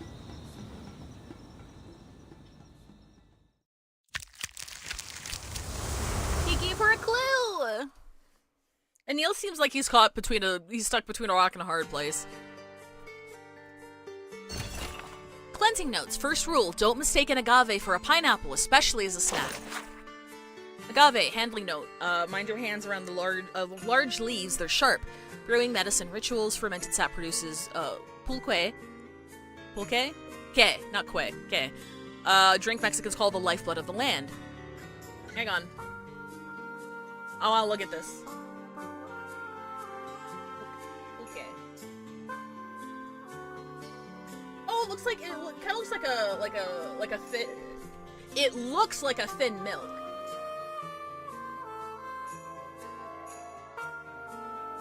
Interesting.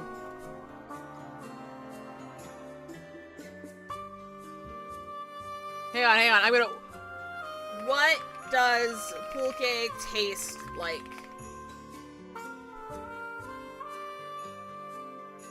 Fuck off, AI summary. Has anyone tried pulque? What's it taste? Hard to describe. It tastes somewhat like an acidic but smooth beverage. Texture is similar to that of honey. Every pulque is different. It's very hard to describe it. There's pulque corados, which are flavored instead of maintaining the flavor of the agave plant. There's so many of those, mint, oats. Oh my god. Okay, so it's like a, you could drink it or it's used as like a mixer for like other drinks, for other flavors. Interesting. Smear the sap on door frames and floors after a space has been cleansed to shut out any unseen presences. Epazote? No special handling notes. Practically uses aids digestion, can expel or kill intestinal parasites. After an exorcism, if their presence still lingers in the room, sprinkle some epazote. Let's just say it smells as special as it sounds. Brew, no special handling notes. Commonly used to ward off evil, can be worn on the body, brewed as tea, or sprinkled on the ground. Final step of an exorcism, it helps with sealing against future incursions. Copal, make sure the smoke spreads throughout the entire room. Natural resin, native of Central America, used in sacred rituals since the time of the Aztecs and the Maya. Now widely used during Dia de los Fieles Difuntos as a medium to connect. What is the difference between... Well, I guess Dia de los Muertes is the Day of the Dead. Dia de los Fieles Difuntos is the day of something else? As a medium to connect the living with the dead. As copal smoke rises, they find their way back to where they belong. Rosemary, for the living only. Healing. If the scene feels wrong or you're dealing with a survivor who's lost control, a little rosemary helps you find yourself again faster. Roaming in America. A journey through the structure of time and history.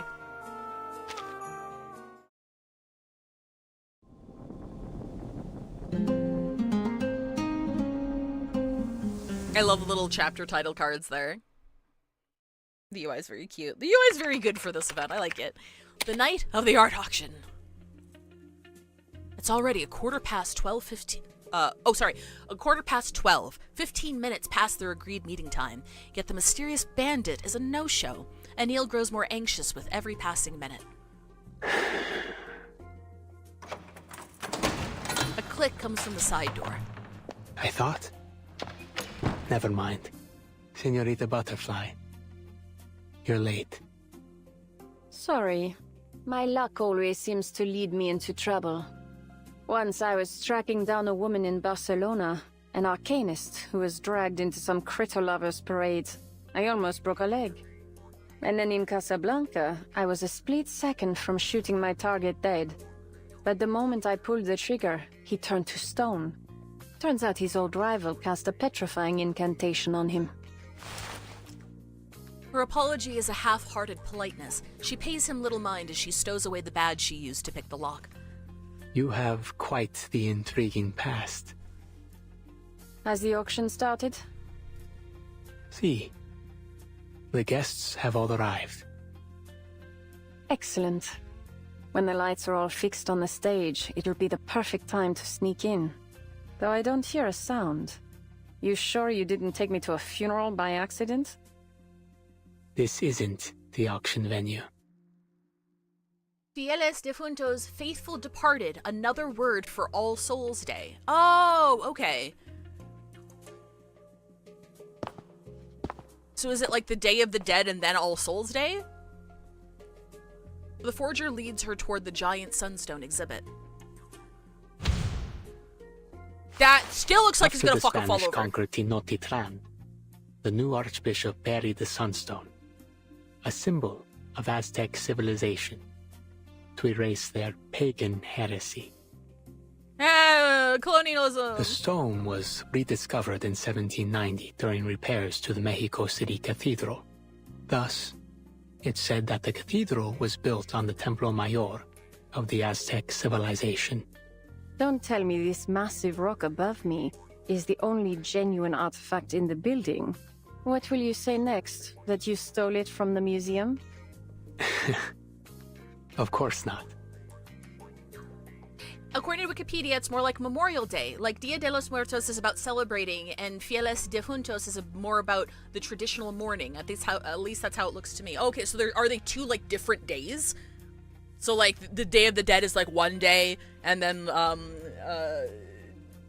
Dia de los Fieles Difuntos is like another day completely.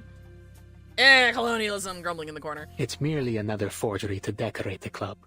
Oh, they come right after each other. Foreign buyers feel immersed in an exotic, ancient civilization. They start to loosen their purse strings. I joined its production, not certain I was entirely successful in recreating its complex color. This sunstone is the entrance to the auction. Recreating complex colors? Anil, you would do numbers on TikTok. Somebody get this man a fucking mobile phone. If you will, señorita. I believe you know how to activate it. The energy in the stone, it's flowing, pulsing even. It connects across land, spanning cities and valleys and spreading to the far reaches of the world.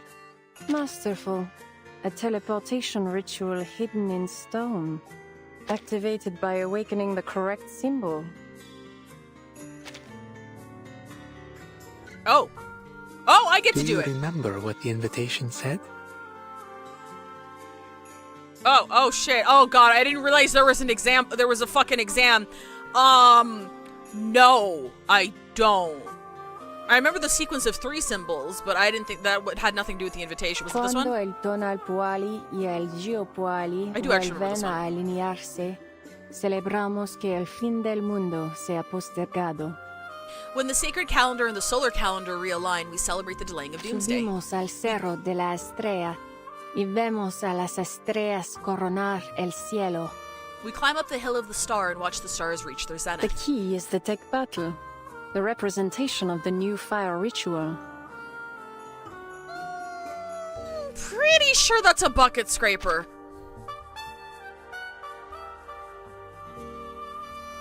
Was that incorrect? I thought I remembered this on top of the... Oh, God. Because I remember seeing this one on top of a bunch of text.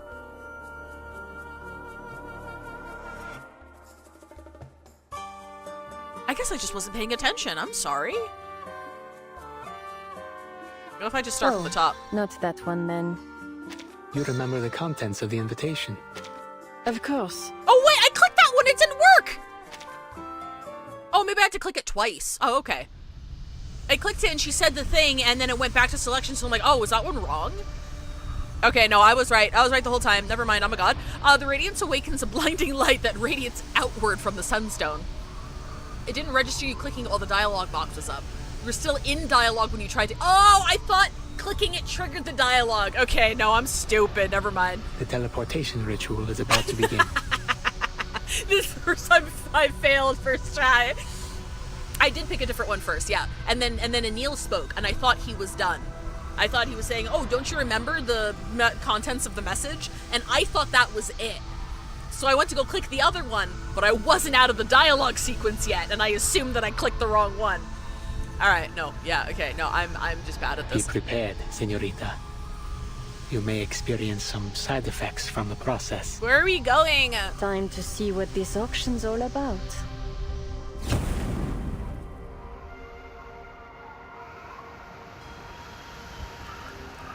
Past the witching hour in the dark of the cemetery, a candle is lit.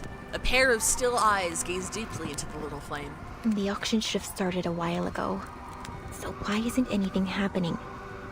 This guy isn't exactly the type to joke about this kind of stuff. Her patience wears thin. A crackle of frustration ripples in her voice. The candle's almost burnt out. What's it supposed to do? Loggerhead cups her hands around the candle's flame, shielding it from the wind so it doesn't burn too fast. It isn't just a candle. It's an arcane tool.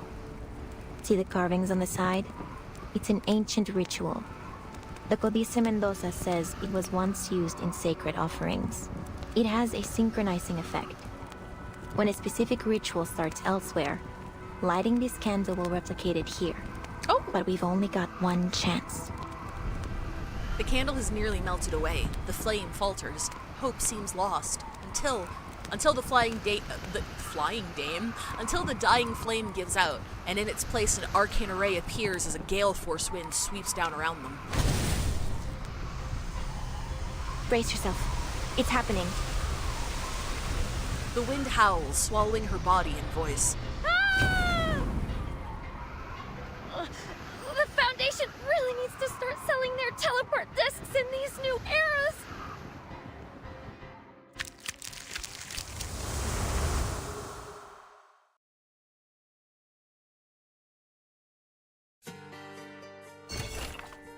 ancient calendar, will we see the sixth sun? Aztec sunstone is often called the Aztec calendar. Cosmic map carved in basalt, or as Aztecs understood it, a guide to how the world works. Stone is on Earth, Mexico City, 18th century, 3.5 meters across, 20 tons! Center of the sunstone is Tonatiuh, the god of the sun. His gaze is stern, his eyes are shut, carved to resemble a tepatl. Message is clear: offer the sun your most precious gift, your blood, or receive nothing in return. Concentric rings record the 4 suns that came before. 1 transformed into a jaguar and devoured the people. 1 engulfed the world in a hurricane. 1 rained fire from the heavens, and the last drowned the world in a massive flood. Each sun's reign ended in an apocalypse, and none of their subjects survived. Moving outward, religious symbols, patterns marking day and night, colors, celestial bodies, unfold layer by layer like cosmic machine, dissembled and laid bare, precise, ancient, and orderly. Together they capture the Aztec understanding of the world. The universe resets, all things are reborn, and humanity is nothing more than a speck of dust within it. Yeah, I was only familiar with the Aztec calendar as object of predicting doom posting about the end of the world, so it's nice to have some context with it. Elysium of Art, the finest stage for crime. Why does this remind you of that one Disco Elysium bit? That one section when you're in the church.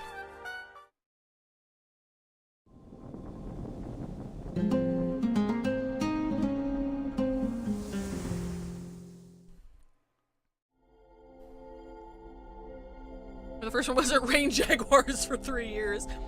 A line of pure... That's where cats come from. A line of pure energy flows along the earth toward a green land deep in the valley, their destination. A flash of light cuts through the darkness.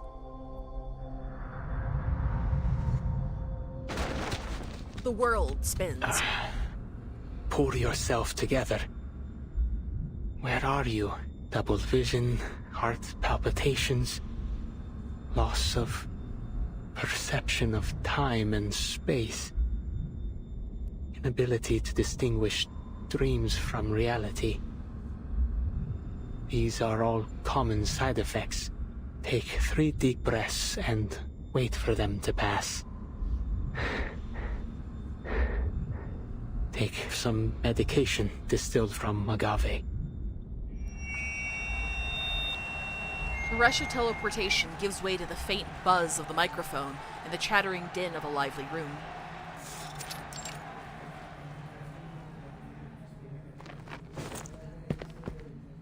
Here we are. The auction site, Senorita Butterfly. Senorita, are you alright? Senorita. But there's no one beside him. The mysterious intruder has already melted into the crowd. Seems I can only wish you good luck. Hello? On stage, the club's owner boasts through the speakers about the items at auction, yet curiously remains hidden from view behind a tall screen. That is not a man, that is 3 critters in a trench coat. Distinguished Pibelte, my ancient noble guests. Welcome to the Turquoise Serpent Club. You, fine receivers of our invitation, are the descendants of gods and the true masters of the city. And so, tonight, we will have a feast of the arts for arcanists only. And one of the critters has a really nice voice. The invitees burst into applause. Arcanist smugglers, gangsters, and government officials alike rub elbows on the club's dance floor. Masters of the city, huh? I like the sound of that. This guy knows what he's doing. Must have some good stuff to sell. It's said that there's nothing he can't find or do within the confines of the city. You have any idea of the money this guy made smuggling alchemical materials? Enough to make the people living in the Palacio de Iturbide jealous. I'll say that. Everyone here wants a slice of his pie. The club thanks you all for our many pleasant dealings over the years. In good faith for our future cooperation, I have prepared a series of arcane artworks for your perusal, all as true as gold. For the fine ladies and gentlemen who are not interested in art, allow me to tell you a little secret. These paintings are only a ticket to the second half of our event. Buy one piece, and What you piece? won yourself a chance for deeper collaboration, and even the opportunity to have a face-to-face chat with yours truly. Don't like how that's in quotes. But perhaps I should not say face. I must maintain some of my allure.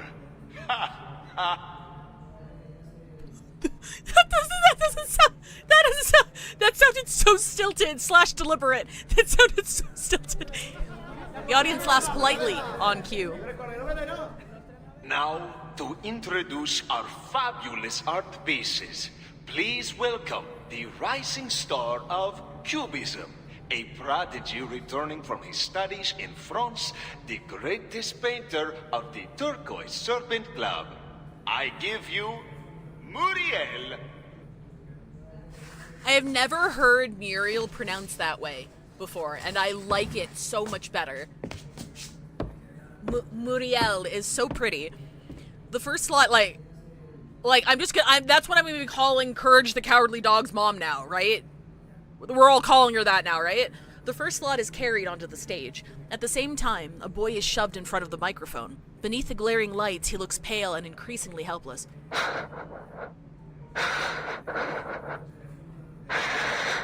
Muriel, what are you doing? You are up. It's called Non-Aristocratic. The title of this painting is Non-Aristocratic. He turns toward the auction table timidly. He attempts to gather his thoughts, causing his words to sputter out in broken fragments. It's inspired by an artist I greatly admire.